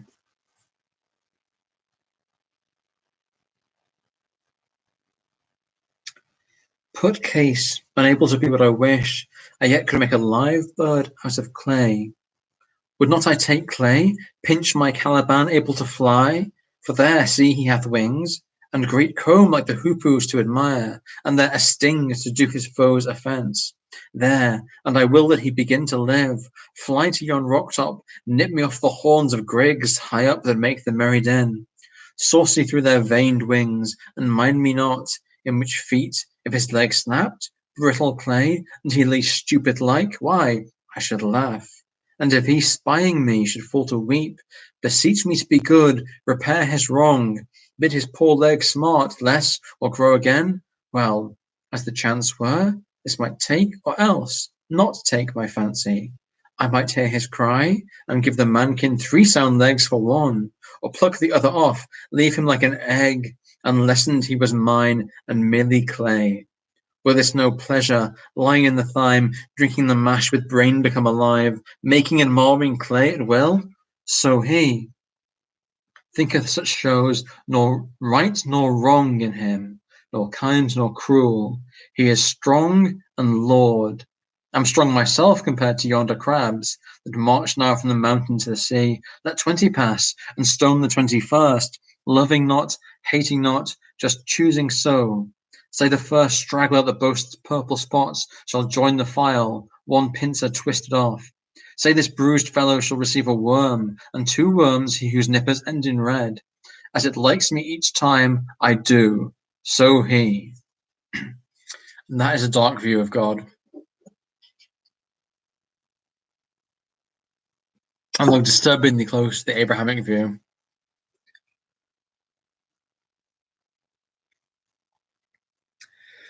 Jordan Jensen, I have no idea if I'm writing too much or not enough. I get complaints, I get congratulations. Some people say that's not enough, we don't understand it, we need more clarity, we need more specificity. Other people say, like you've just done the right level of thing. Others say, well, I've never heard it, it's too constrained speech. I always feel like a module or an adventure or a book is like ingredients and instructions for people to make something. And I think it's very hard to please everyone because people have such different cognitive modes and desires for what they get. And I think for many people, or at least some people who see my stuff, what they get is not what they wanted. And so I'm kind of happy that my fame or reputation grows slowly because it means it grows between people who kind of get it, and I get less difficult comments. Writing novels, I did try writing this Nail Nights novel, which is going to be a collection of 20 short stories, but I only finished 3, and it was so hard finishing the 4th, but I could not get through it. I'm a bad writer, I think. It's very hard for me to produce anything that's up to my standards at a regular pace. It's really hard writing stories for me. Harder than, or at least much harder than it is to write content for games and places. You want me to write like a city or something like that, I can do like one of those ping pong posts in like 2 hours or 3 in the morning. but they kind of wear me out. I don't think I create that very much that's very good the rest of the day.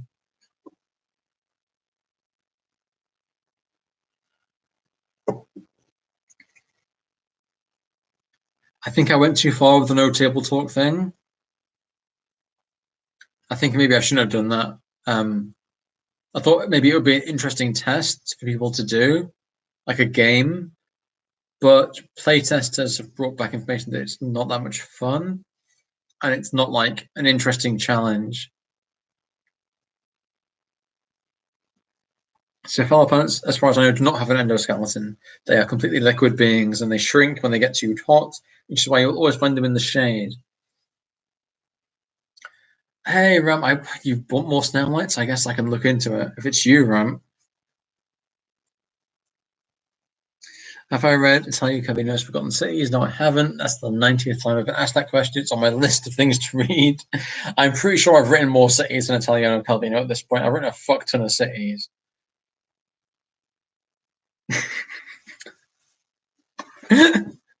I could do that.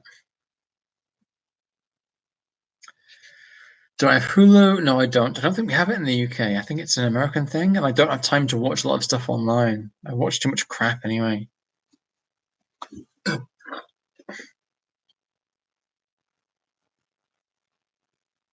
wonder if that's Kent or just a random troll. Well then, suppose that he is good in the main, placable if his mind and ways were guessed, but rougher than his handiwork, be sure. Oh, he hath made things worthier than himself, and envieth that, so helped, such things do more than he who made them. What consoles but this, that they, unless through him, do naught at all, and must submit? What other use in things? Hath cut a pipe of pithless elder joints, that blown through gives exact the scream of the jay, when from her wing you twitched the feathers blue. Sound this, and little birds that hate the jay flock within stone's throw, glad their foe is hurt. Put case such pipe could prattle, and boast forsooth. I catch the birds, I am the crafty thing, I make the cry my maker cannot make. With his great round mouth, he must blow through mine. Would I not smash it with my foot? So he.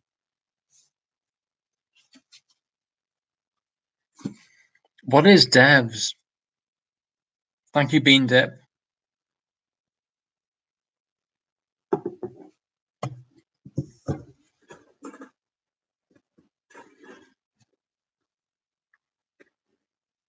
Thank you, Audio Dump.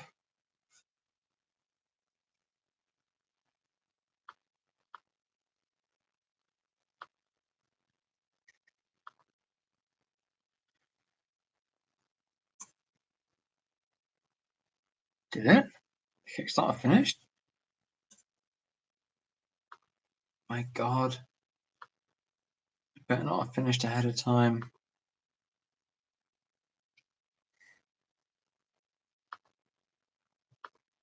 I'd be betrayed by you, Kickstarter.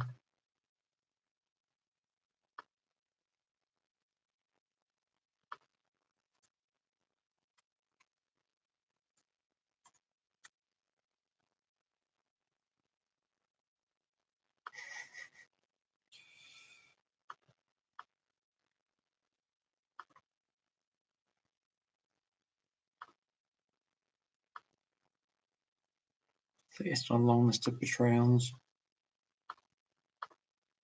Why am I defined by fate? Why? Alone, but for my great genius.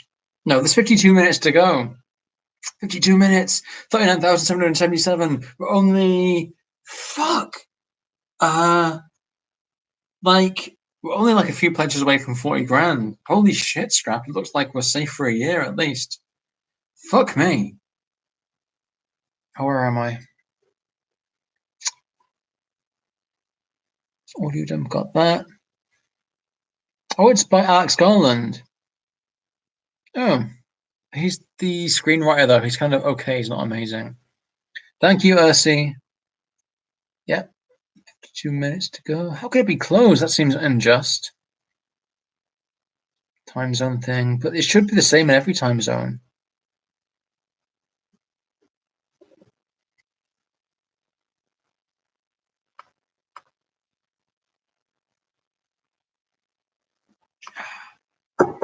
damn, I've only got 51 minutes to finish this poem. If you think I'm not going to bore the shit out of you with raining poetry and theology, you're very much wrong. Where am I? So the last part was him saying that mortal life is like a God blowing through a tube or through a flute, and the flute thinking that it matters because it's God's breath blows through it. We got a long thing coming up now, so it's not that long. It's like 5 minutes. But wherefore rough? Why cold and ill at ease? Aha, that is a question. Ask for that what knows. There's something over Setebos that made him or he maybe found and fought, worsted, drove off and did to nothing, perchance. There may be something quiet over his head, out of his reach, that feels nor joy nor grief, since both derive from weakness in some way. I joy because the quails come. Would not joy could I bring quails here when I had a mind. This quiet, all it hath a mind to do, doth esteem with stars the outposts of its couch, but ever spends much thought nor care that way. It may look up, work up the worst for those it works on, careth but for Setebos, the many-handed as a cuttlefish, who, making himself feared throughout what he does, looks up first, and perceives he cannot soar to what is quiet and hath happy life. Next looks down here, and after very spite makes this a bauble world to ape yon real. These good things to match those as hips do grapes. 'Tis solace making baubles, aye, and sport. Himself peeped late, eyed prosper at his books, careless and lofty, lord now of the isle. Vexed, stitched a book of broad leaves, arrow-shaped, wrote therein he knows what, prodigious words. He peeled a wand and called it by a name, weareth at whiles for an enchanter's robe the hide skin of a supple onslaught, and hath an ounce, sleeker than a youngling mole, a four-legged serpent he makes cower and crouch, now snarl, now hold its breath and mind his eye, and saith she is Miranda and my wife. Keeps for his Ariel a tall pouch-bill crane. He bids go wade for fish and straight disgorge. Also a sea beast, lumpish, which he snared, blinded the eyes of, and brought somewhat tame, and split its toe webs, and now pens the drudge in a hole of the rock, and calls him Caliban. A bitter heart that bides its time and bites, plays thus at being prosper in a way, taketh his mirth with make-believes, so he. That's kind of a horrible relationship between a version of the Abrahamic God, which Caliban calls the Quiet, which is more related, I think, to the Tao or the Tao, a kind of way of things that lies beyond conscious thought, and between the Demiurge, who has the job of creating the world, a world based on a world which it resents, as Caliban resents his life. Where am I? Artificial time zones where time is faster. That can't be real.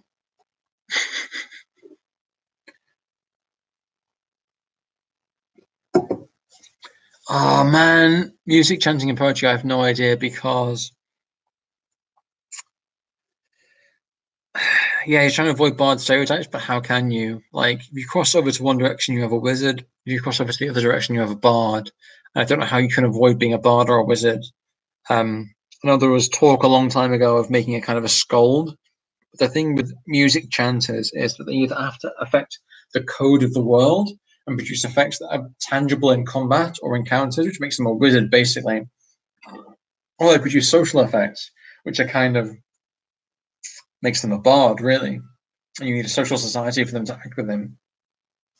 Other options include maybe they can produce meta game effects, like not just spells, which I suppose are one version of that, but actions which change the texture of the game, the way the game is played, like the dice or the decision matrix, or the arrangement of scenes. Like you could change from something like old school D&D to Apocalypse World, where they introduce Apocalypse World moves. And so I had the concept a long time ago of a kind of class that worked using a D20 and a kind of very binary yes/no result, and another class which worked using an Apocalypse World role. And so they would have the same reality, but in different ways. There would be different kinds of being, or they would have different kinds of effects on the world around them. One material, potent, driven but limited. The other vague, powerful but difficult, but always producing more complex results from its actions. I don't know if we could bring those together in the same game though.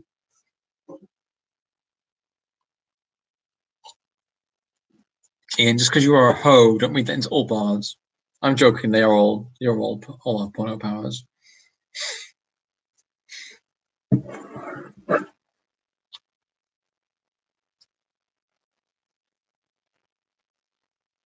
We're trying. This better not be another Kickstarter spam. Oh, it's a real thing.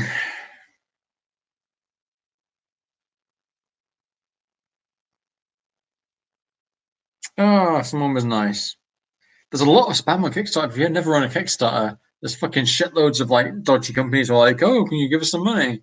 But this was a nice one. Thank you, Jeremy Hoped. I should try and reply to that. Oh, crap. I've messed it up. I'm sorry. What have I missed? Another Things book in the Solid Veins, but not the Dark and Deep. Broken Fire Regime is going to be an adventure, but it'll be about as big as Veins of the Earth in terms of the wordage, and it will be like a chunk of space and time. So, but it's something that no one's ever done before, which is a world of fire linked to our world. But it's just not a generator; it's a specific chunk, a tiny narrowing area of it. If you imagine a world inhabited by fire elementals, where everything is made of combustion and frozen in time, and produced from like an echo of our reality, but fading, then that will be a little bit like Veins of the Earth. But to be honest, I'm worried because it's insanely ambitious and kind of massively overblown. I don't know if anyone's ever done anything like it, and I'm worried it's going to just crash massively. Settings books. I don't know if I'll go back to doing a pure generator like Veins for a long time. It might be several years before I do. Literal Storm Corsairs, if we ever make it, will hopefully have some generation aspects, and you'll be able to create a world inside a gas giant where you fly a ship around, but I don't know if that will be the same. Oh my god. I don't know if Bombard sounds terrible or cool. Maybe it's a good idea. Maybe it's terrible. I don't know. Hello, Ben. I'm moving in on your turf. I have 48 watches compared to your like what 30,000 subscribers. I'm reading poetry. I think every time I read poetry, the viewership goes down. You have a short verse next. His dam held that the quiet made all things, which set apart a vexed only. Holds not so, who made them weak, meant weakness he might vex.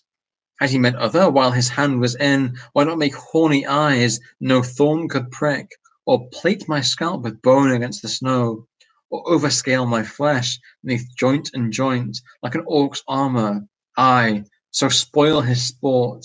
He is the one now, only he doth all. Why does God allow suffering? Because he enjoys it.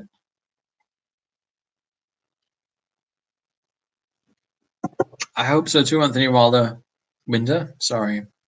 I mean, I hope I serve the people of my art by doing something vaguely original, at least trying to do something that no one's ever done before. Because I think the idea is sunken into reality that, especially in film, not really in games, they're doing a lot of new shit, but the idea is sunk in that people don't do new things because there are new things to do, and like the capacity of the human imagination is much greater than we would think from our currently decayed age.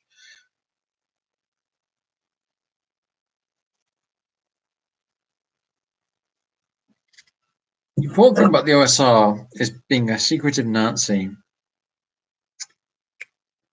You're going to want to edit that out and put it in a clip and put it online, whoever's watching. Because they're going to flip me up the arse in about 10 years' time. They'll wait until my career tops out and then come in harsh. If anyone has any more fucked up stuff that can be taken out of context in future culture wars, let me know in the chat and I'll just bust out with it.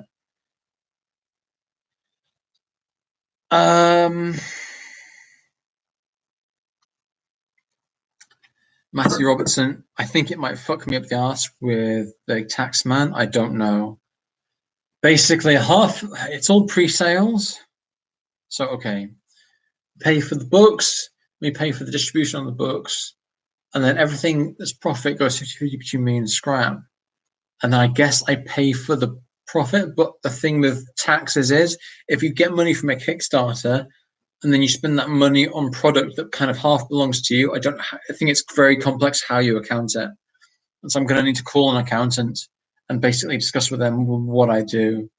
And this is the biggest success this tax year, because I aimed this to end at the start of the next tax year. This isn't the 2020 start. But if I have another big event this year, I have no idea what it could do to my taxes. I need an accountant, basically, which I will try and contact one in the next 2 weeks or so.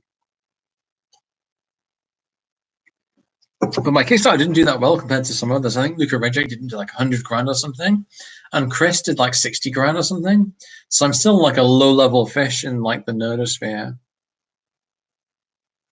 Now it does, Matty, because if you go above, if you're on like very, very basic level, you don't pay any tax. And then as soon as you go above a certain level, you cross straight over into 20%. And so that's like a danger zone, because you don't really, I've spent all my savings this year. And so I've crossed over, and at the same time, I've crossed over into like the 20% bracket with earnings. And so I was terrified until this did well that I was going to get screwed by the tax man. But I guess I'll be able to survive, because even if I don't make that much from this after tax, I'll still be able to pay my taxes. So thank God for that. Although I'll need to pay next year's taxes from whatever I do this year. So I guess I'm in the capitalist grind. We'll go for another verse, I think. I will be taking questions at the end. Saith, he may like perchance what profits him. Aye, himself loves what does him good. But why? Gets good no otherwise. This blinded beast loves whoso places flesh meat on his nose. But had he eyes, would want no help but hate, or love, just as it liked him. He hath eyes, also pleaseth set up us to work, use all his hands, and exercise much craft, by no means for the love of what is worked, tasteth himself no finer good in the world. When all goes right in this safe summertime, and he wants little, hungers, aches not much, and trying what to do with wit and strength, falls to make something. Piled on pile of turfs, and squared and struck their squares of soft white chalk, and with a fish tooth scratched a moon on each, and set up endwise certain spikes of tree, and crowned the whole with the sloth's skull atop, found dead in the woods, too hard for one to kill, no use at all in the work, for work's sole sake, shall some day knock it down again. So he. I've drunk too much to be reading poetry, haven't I? Bloody hell. I actually don't know, Jordan. I will try and find out.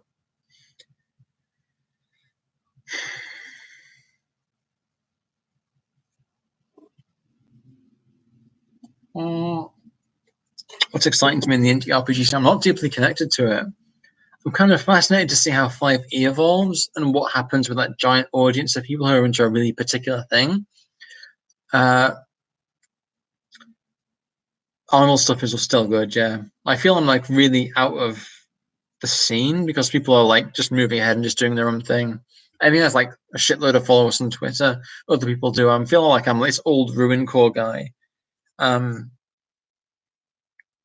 guess I'm just watching the future to see what happens.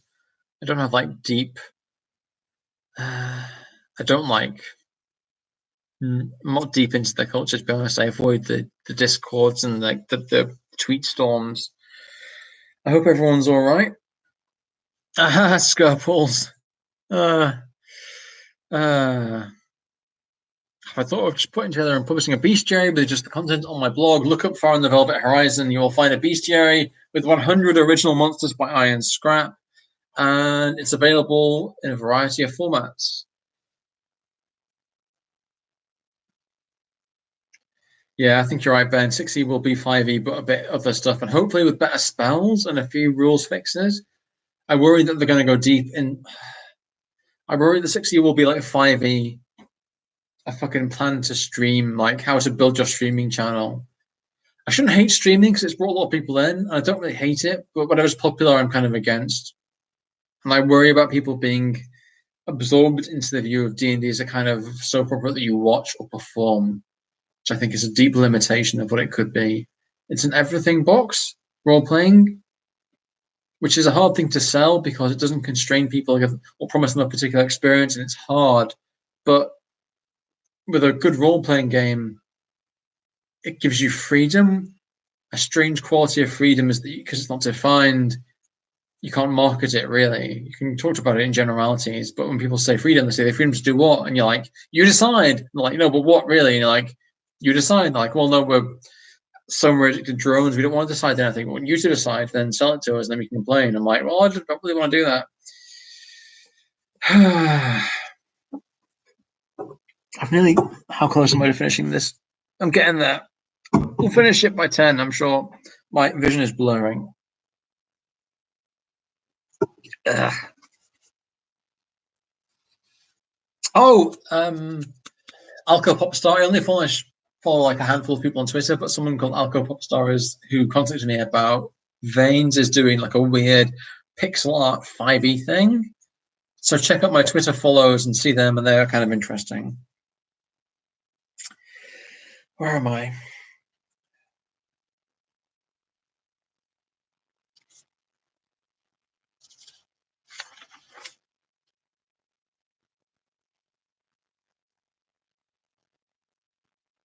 Saith he is terrible. Watch his feats in proof. One hurricane will spoil 6 good months' hope. He hath a spite against me, that I know, just as he favours prosper. Who knows why? So it is all the same, as well I find. Wove wattles half the winter, fenced them firm, with stone and stake to stop she-tortoises crawling to lay their eggs here. Well, one wave, feeling the foot of him upon its neck, gaped as a snake does, lolled out its large tongue, and licked the whole labour flat. So much for spite. Saw a ball flame down late, yonder it lies, where half an hour before I slept in a shade. Often they scatter sparkles, there is force. Dug up a newt, he may have envied once, and turned to stone, shut up inside a stone. Please him and hinder this, what Prosper does? Aha, if he would tell me how, not he. There is the sport, discover how or die. All need not die, but of the things at the isle, some flee afar, some dive, some run up trees, those at his mercy why they please him most. When, well, never try the same way twice. Repeat what act has pleased. He may grow wroth. You must not know his ways and play him off. Short of the issue doth like himself spareth a squirrel that it nothing fears, but steals the nut from underneath my thumb. And when I threat, bites stoutly in defence. Spareth an urchin that contrariwise curls up into a ball, pretending death. For fright at my approach, the 2 ways please. But what would move my choler more than this, that the creature counted on its life tomorrow and the next day, and all days to come, saying forsooth in the inmost of its heart, because he did so yesterday with me, and otherwise with such another brute, must he do so henceforth, and always I would teach the reasoning couple what must means, doth as he likes, or wherefore Lord, so he. Not that different to the Old Testament, I've got to be honest with you.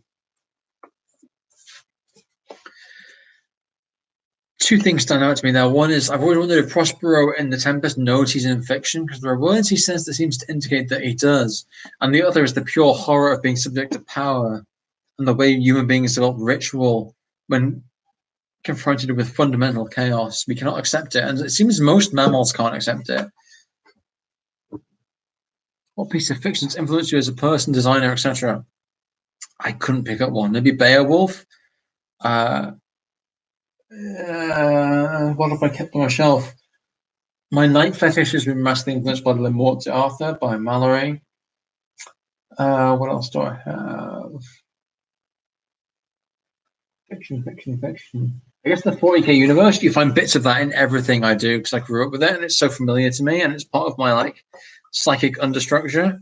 So you'll find fragments of that everywhere. I'm on the last of the champagne, people. We've got half an hour to go.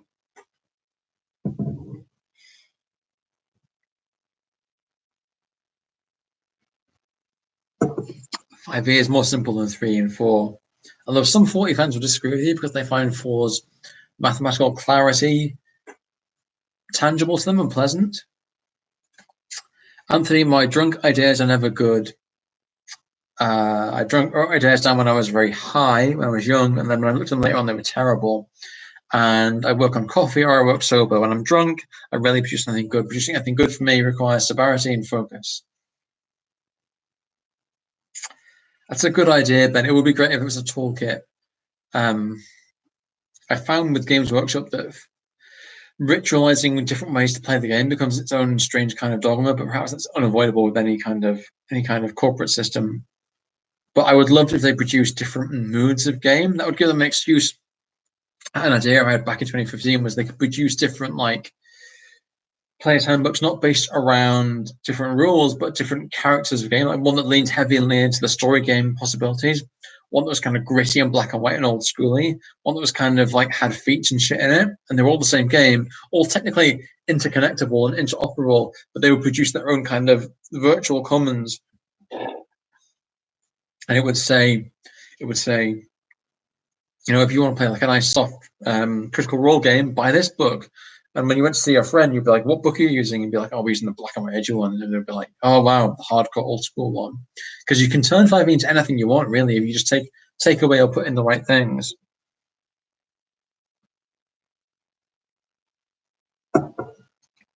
Eamon, I have some Dark Elder still trying to get the paint off them in a bunch of jars in my kitchen. I need to work out what substance to drown them in. So Dream Project is all about making them so many. There's a thing I nearly made with the guy, a screenwriter, an adventure, which was based around a spell that pulls you inside a sword and pulls you inside a sword stream of itself, which I didn't have the time to deal with. And I feel really bad about not having the time to do it.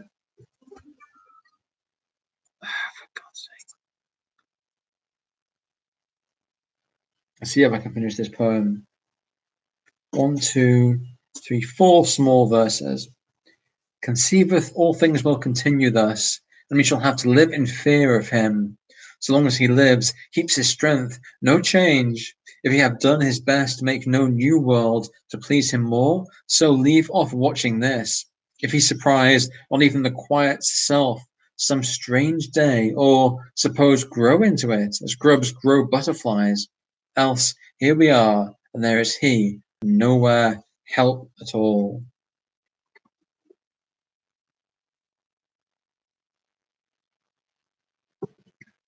I think even being a good GM is just like getting beaten around the head. I consider it I call it the Philosopher King version of learning, whereas if you imagine that someone gives you complete control of a Greek city-state and basically lets you do whatever you want, and then you fuck it up massively and burn it down, and then you get a Groundhog Day when someone's like, okay, you know what you learn, try again. And then that keeps happening. It's like, try again, try again.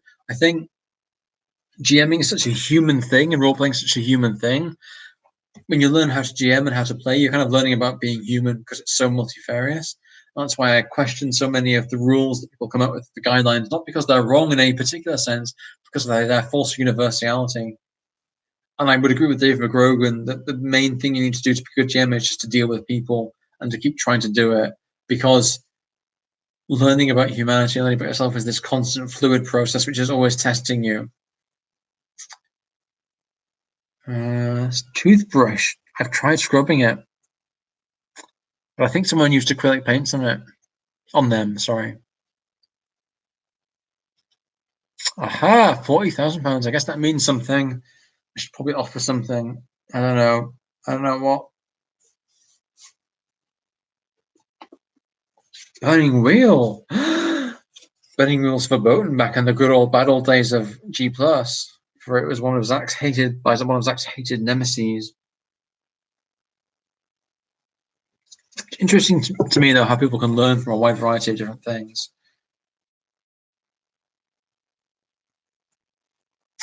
Believeth with the life, the pain will stop. This is getting too real for me. His damn held difference that after death he both plagued enemies and feasted friends. Idly he doth his worst in this our life, giving just respite lest we die through pain, saving lest pain for worst, with which an end. Meanwhile, the best way to escape his ire is not to seem too happy. Sees himself yonder two flies with purple films and pink, bask on the Pompion bell above, kills both, sees two black, painful beetles roll their ball on head and tail as if to save their lives, moves to stem the stick away they strive to clear. Always fear God. This is very Old Testament. What was Robert Browning getting at? How deep is he going? I guess I'll never know.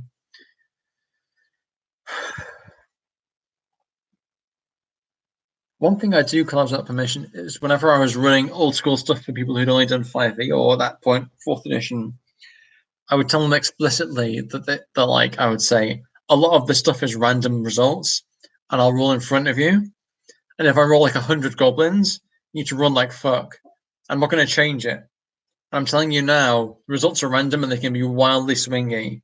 And I think for that particular group, it worked out. I don't know why, but they were like, they kind of got it then. I mean, like a direct challenge to them was like things are going to get weird and making it explicit that things would be out of their control and that I would roll in front of them. And the thing with rolling in front of people for the encounters, even if it's surrender secrecy, it kind of puts you on a weird, the same side with the players. Because instead of going, hey, motherfuckers, here's this weird shit for you to deal with, you roll like 100 goblins and you're like, oh, guys, what are you going to do? And you're kind of with them. And they're like, oh, yeah, now it's a challenge. The DM is kind of on our friend. I don't know. Dettol. I will try it.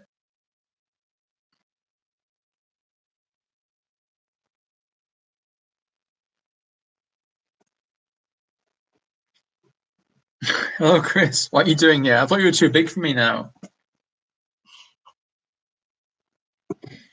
I don't have a Homebrew Space Marine chapter. I have the Rainbow Warriors, which are a classic old school chapter who were initially one of the first legions. And my version of the Space Marines was they lived in a world called Prism, which is in the background.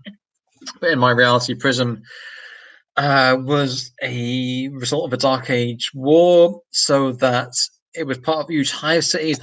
There was global warming, the hive cities drowned, and there was a kind of a satellite feedback nano response in the atmosphere, which turned the atmosphere to this crystal, glimmering dust cloud. And so it was like living in snow. You had to wear shades all the time to go outside and survive the outside environment. And deep beneath the ocean, there were demon gates pumping demons out into like the sea, and the islands were made at the top of the ancient hive spires. And so the Rainbow Warriors wore sunglasses because all of their warrior class did, because they lived on a world where light could blind you. And then a culture based on diving, or at least on the character of divers and underground divers, which was very kind of machismo, but a very lo-fi machismo. And they had a bunch of Hawaiian culture and some general some Pacific Rim culture in there as well. Well, I've never actually made that. I've painted a few of them, but I've never actually gone all the way with them.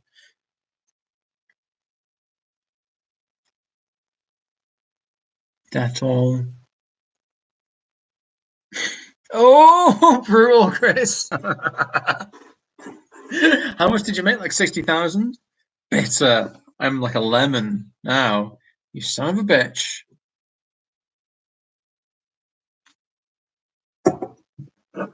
Someone pledged £10,000 to fuck Chris at the ass. Beaten by Chris McDowell. Just because you run like the major OSR Discord, Chris.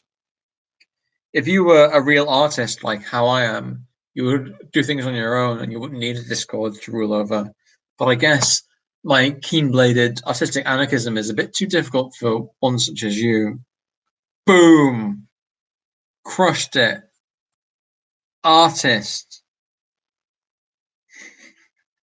22 minutes to go.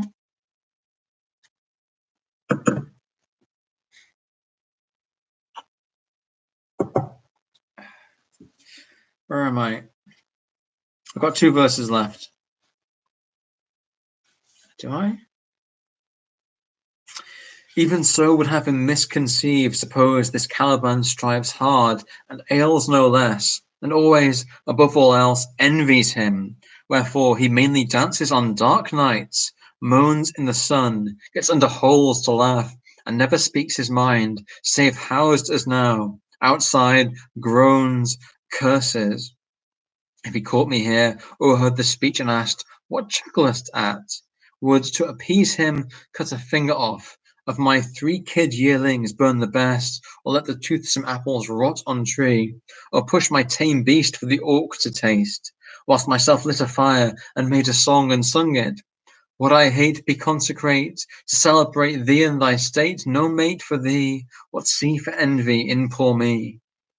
Hoping the while, since evils sometimes mend, warts rub away, and sores are cured with slime, that some strange day will either the quiet catch and conquer Setebos, or likelier he decrepit may doze as good as die. And doesn't that remind you of Cthulhu?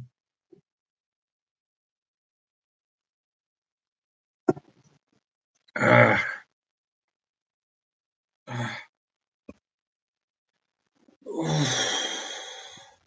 Where's my Bastion Land book, Chris? You've Kickstarter for Phil ages ago. I want my book, motherfucker. I'm really impressed by this Alec Holland's art in that. I like. I didn't know how he would do, but I thought he would be good. But then I was like, hey, I'm really pleased to see him doing as effectively as he had in EB. And hopefully has a big future. Arch Scoundrel, why aren't you on my motherfucking feed? I can't type. I'm too drunk to type on Twitter. For fuck's sake. Oh, Jesus. Scrap, where are you? Have you beaten me in the ping pong?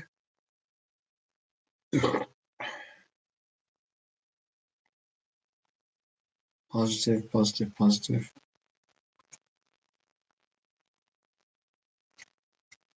You have no idea what a motherfucking rough time I had trying to get a stream started.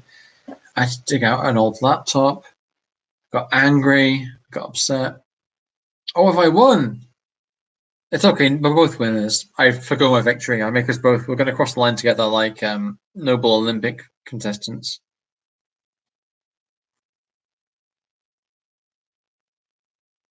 Won't they? Is it not? Is the chat not visible?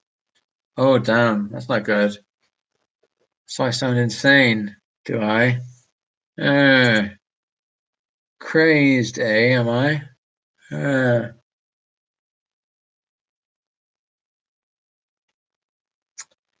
We've got 20 minutes left. I will do the last verse of Caliban on Sisyphus, and I want comments. What? What? A curtain over the world at once? Crickets, stop hissing. Not a bird, or, yes, there scuds his raven, that has told him all. It was a fool's play, this prattling. Ah, the wind shoulders the pillared dust, death's house on the move, and fast invading fires begin. White blaze, a tree's head snaps, and there, his thunder follows, fool to gibe at him. Lo, lieth flat, and loveth Setebos, maketh his teeth meet through his upper lip. Will let those quails fly, will not eat this month. Oh, one little mess of whelks, so he may escape. And there we go. Caliban begging for his life from a god he largely created himself. Message. Know what I'm saying?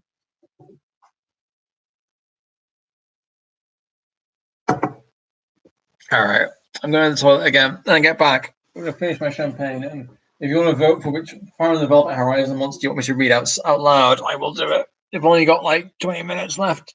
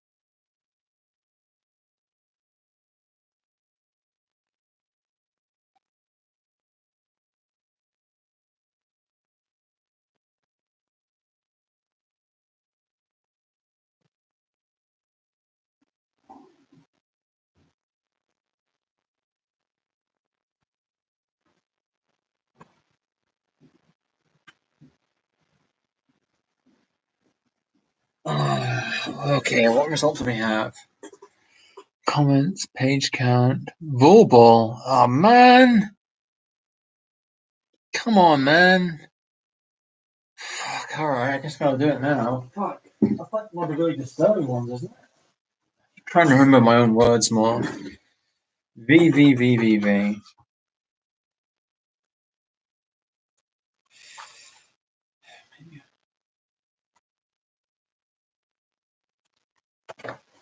God, this is borderline unreadable. What did you arrange this?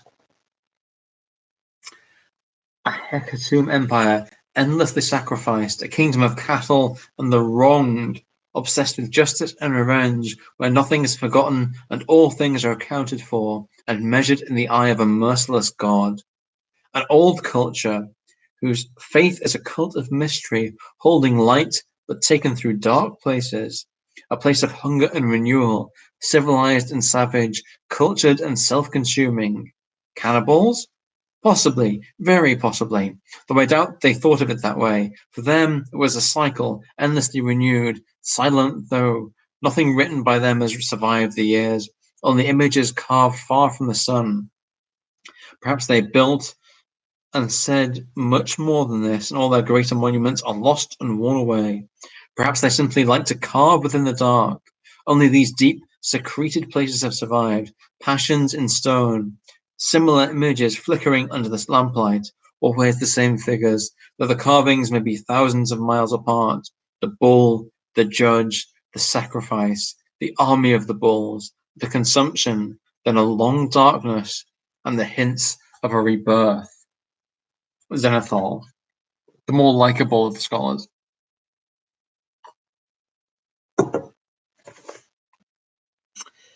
The pros. To be honest, I now understand people who complained about the text on this. It's a nightmare. I'm sorry. The process is a complex one. There are emotional aspects. I will skip over those and get to the point. A kind of micro hecatomb is made. I will refer to this as the activator. A bull must be found and named. The name must be an anagram of the seeker's name, must be marked somewhere on the bull, carved, cut, or branded. The bull is skinned. It is helpful at this time to prop the animal upright with the head tilted back. Strip naked, grease yourself, swallow the activator, and let gravity ease you into the bull. Do not cut your way in. It must be through the mouth. It is helpful to be slight of frame. If you are large of body, then the bull must likewise be great in size. The bull then animates. It stands and walks. Some transmorphism may take place. The rear legs are reworked. The front transformed to arms and hands. The eyeballs fall away. Light comes from within. For as long as the process goes on, the bull is virtually indestructible. A sign or symbol of the bull's new name will appear somewhere on its surface. The exact pattern of this cannot be projected. It may be a symbol or string of symbols, initials, or a single word. In some way, they relate to the controller of the bull. It is entirely possible to survive the process. The bull will commit some lethal violence on animation. This is unavoidable. But with effort, this can be focused on particular individuals, brackets, to avoid general mayhem, close brackets. Before this point, it can be governed somewhat on finishing. The controller can simply climb out and vomit up the actuator. Dangerous for the unskilled and unprepared, certainly, but not necessarily lethal. Ashcott, absolute mentalist. Stamble is a rogue with her sources. She notices everything, never footnotes, and compulsively translates everything into ancient Orient, regardless of the original language. Nevertheless, I offer here my translation of her translation of the original, found who knows where. She certainly didn't write it down. Probably dredged up from the recollections of some ruined elder from one of the horizon towns. The wounded ones work first, those fate has hurt, angered by the world engine, hungry for the vengeance meal. A small thing take they, mouse or minor beast, candle-hearted creature living fast. Give they their rage, give it to the beast in whole. Now anger's fire is pure, separate from its maker, burns high in the mouse heart. Fierce becomes the beast, wrathful and small. Let it not escape, for it will kill if it can. Now the heart is still. The wounded one looks on their anger, burning in the tiny heart, sees in its whole. The wise will end things now. Let be what is and was, but some will not. Call they for the bull. Down in the dark belly make their something, I can't read it, eaten in ecstasy, the pure white hatred, stronger than before, the indivisible joy, moaning in the bull belly. The three are one till harm is done, spirit of revenge in belly of the man, dreaming anger mind in the belly of the bull, and bull itself, engine of ruin, so long as they are linked in chain, not gods, not men, not death, will cease what comes. A rather sinister fragment, you'll agree. Leptoblast, my favourite character.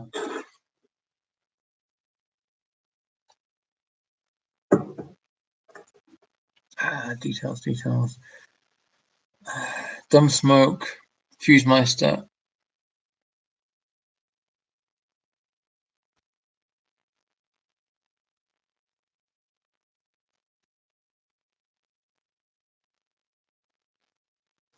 Oh, fine. Ask Ben questions just because he's a pro-social non-maniac who isn't currently drunk. Fine. Fine, take over my stream, Ben. It's not like I care. I'm not resenting it. My advice is to have a weird shit you like and hope you don't kill yourself before you get successful. I'm happy to let Luca go his way. I might just leave for Mothership, maybe, but it feels like I'd be jumping on a bandwagon. I did have an idea for maybe something with Lackland Cartland about maybe something Mothershipy, because like an amazing product called the Ship of Theseus, which is like this weird, slightly porny cybergirl thing. I can't even begin to describe it. I studied history/politics, a dual degree at Lancaster University, and I wish I had studied theatre instead. But there we go. My knowledge of that is that Russia is depressing and that the UN is amazingly dull. I'm going to do Fusemeister next because I like that one.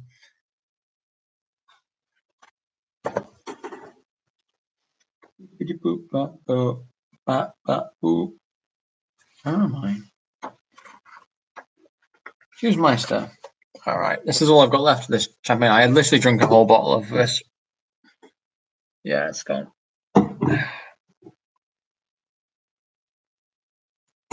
Okay, poetry time, baby.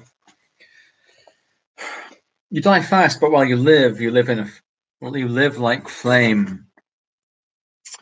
The compact combustion is not too hard to complete. Even the grimly dense and mentally tired can track it down and work it out. And that's what most Fusemeisters used to be before they burned. Ordinary, boring, mediocre, slightly pointless people with vague, undefined lives. They changed that, though. The compact consumes your life, translates it into something else. In one moment, the prism of your being twists. Everything you are and were, and all fate had for you to be, the entirety of your future life, however long it would have been, is seized and wrangled in the compact's hands. All the life you would have had is forced into your body in one go. The sluice is open. Every year between now and the grave flow torrential through your hands. You burn alive. I hunt thee in flame cascades from out your mouth. Your body chars in argent fire, your head reduced to ash, your body black, a hunched figure of charcoal and carbonized flesh. Your soul becomes a fuse projecting from your neck, a long, angular, animated black fuse up to 6.5 feet long, tipped by the fire that is your will to live. This fire is now your face and head, how you perceive the world, the organ of your sense, your voice. The flame features shift to match your own, but your face changes rapidly now, the way fire changes as it burns, shifting in the color and its heat, and you are bright. This fuse is constantly and slowly burning down at the rate of roughly 1 foot per year. When it's gone, so are you, for good.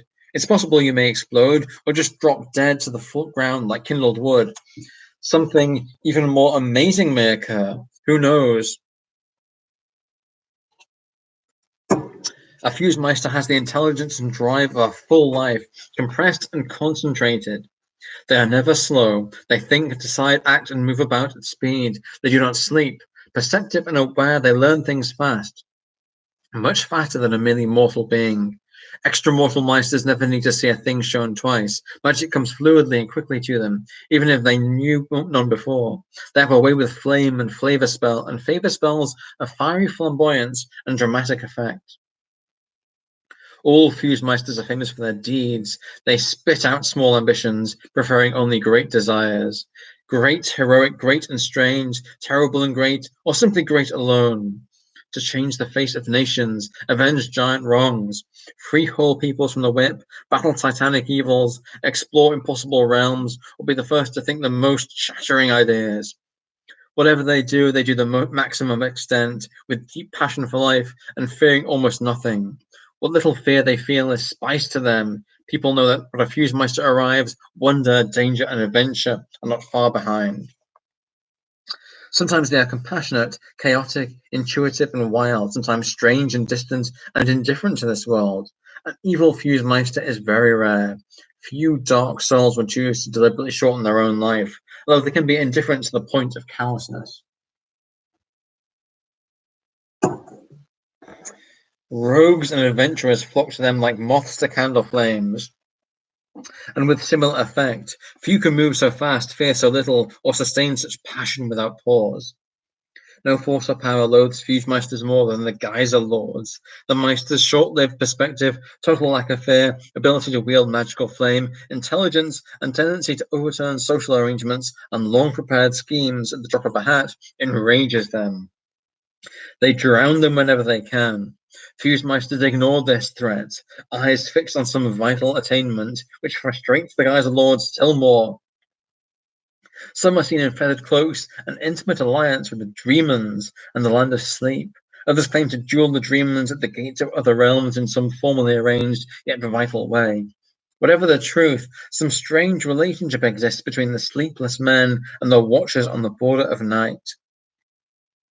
The Fuse Meister's flaming will to live can be extinguished by anything that kills a normal fire. If this occurs, the Fuse Meister falls to the ground, effectively dead. Temporarily.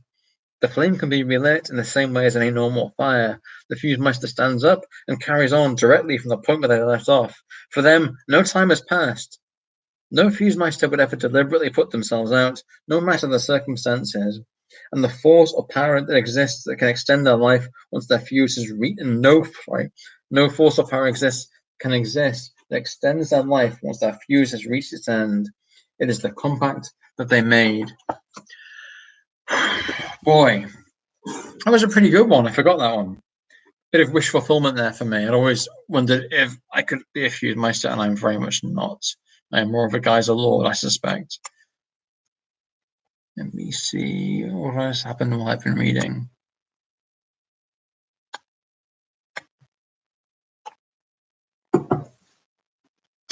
Read could become. Come on, we've got like 4 minutes left.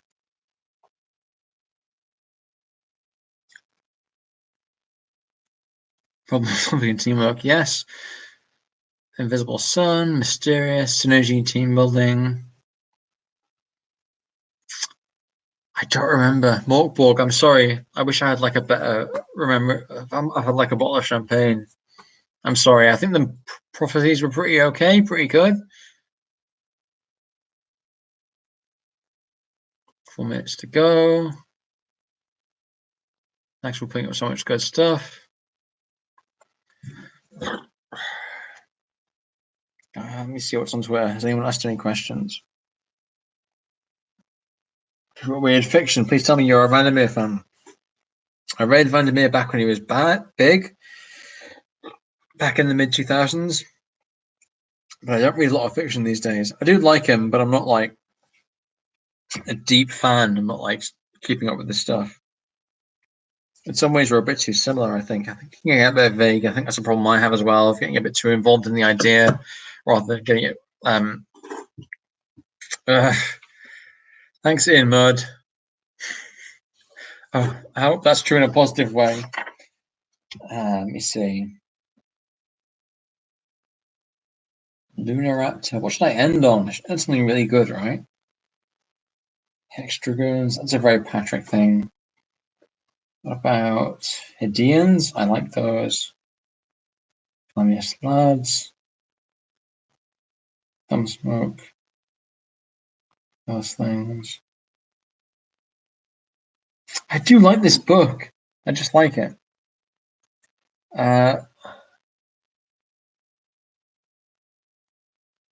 B, C, D, E, F, G.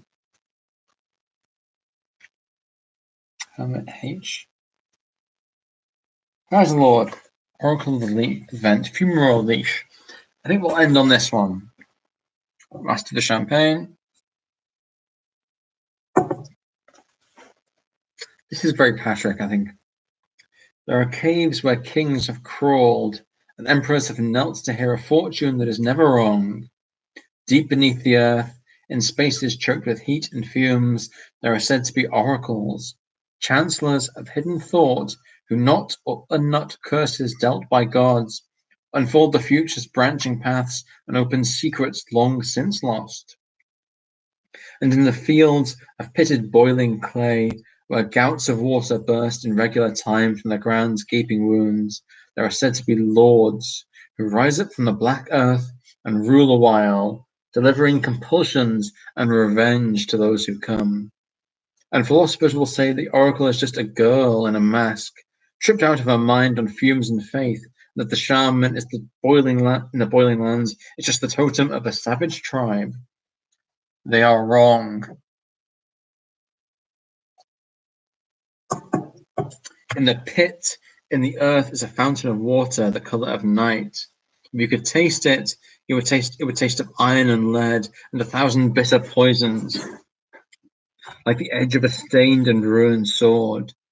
You never will. This water burns, hot enough to take your flesh off at a touch. When they come for the future or commands, if they come at the right time, the water rises up. It surges and falls back, trembling and cringing like a frightened dog. Then it fountains in a boiling column. In the geyser is the sacred ground. The same thing occurs. The water drops, then surges, shifts its color and smell, then vomits in a torrent like a column of black glass. Poison steam curtains, and it sinks in wreaths of toxic fog to curl about the feet. Inside the boiling black water is the geyser lord, the oracle of the vent. A long torso, coiling like a flanged worm, white as melting snow or sugar in a drink. Slim, black tentacle hands press against the surface of the flow. Its head, no face, no eyes, no mouth, a spray of tongues. Flat, red, extended ribbons, curled like the sides of bleeding meat. They weave gently in the boiling water, tasting the toxins that flow past, listening to the vibrations of speech. The deep, dwelling sorcerer worms live darkly at the ocean's deepest points. Double deep? Bad writing. Moving amongst the vents of fierce water, black smoke and crushed steam that come up from the planet's core. They drift amongst dense forest of white worms, white crabs and strange bacterial growths, listening to the earth, thinking on its words, working their strange magics in a place where few could ever go or ever think to look. Each rules one vent, and there they usually remain, gazing down into the pit of poison and black fire that gave them life, musing on the strange, deep politics of that ever deeper realm, and considering also sometimes the great cold desert of the outer world, and the spare, and starry reaches of the surface above the seas. And sometimes, rarely, the reasons turn inside their minds. The taste of some unsuspected future meets their tongue. Their attention shifts, and for reasons of their own, they seek to influence the outside world, our own. They can only survive for long inside the torrents of poison smoke that makes up their homes, so they look for the rare veins and scabs of stone where the blood and breath of the deep comes forth. They cause the earth to flex and ride the hissing torrents till they stand, suspended in boiling crepuscular thrones, and can speak directly with those there. Last of the champagne. Dark and poisoned words torrent from them like the fumes of the earth. They speak the verse of magma flows and deep magnetic shifts, prophecies of fire and stone. They bring wisdom from the dark, but sorrow too, for they care little for the lives of men, or peace, or love, or gods, or life. Their schemes are deep and long, directed at the eternal or those deep in time. There are vendettas from the beginning of the world and from its end. The lives of human kingdoms or cultures can be little more than the turn of a card in one of these great games. The futures of the Geyser Lords are always right, black, violent, seductive, and harsh. They speak of war, of empire, and heroes' deeds, of horror also. Those who listen well will know glory and death. Those who listen not and seek to break the Geyser's word will know death only at the hands of those who do. Only the destruction of the Geyser Lord itself can stop its prophecy coming true. They must be paid, sometimes in sulfur and gold, cast into the water where they rise, but any payment can be demanded. Some Geyser Lords bend your fate to escape their own. They seek to become the fumarole leash, and fearless of the cold, move directly from their world into our own, out of the fountain, into the light. It would be incredibly dangerous if any were to achieve this. Oh, I think I'm done. Oh boy. Okay, I drank a whole bottle of wine. I read you some stuff. Thank you for all of the congratulations. Doopy doopy doop doop. That's a nice thing to say in mud. All right, and now I'm gonna go. Goodbye, Scrap. Goodbye, everybody.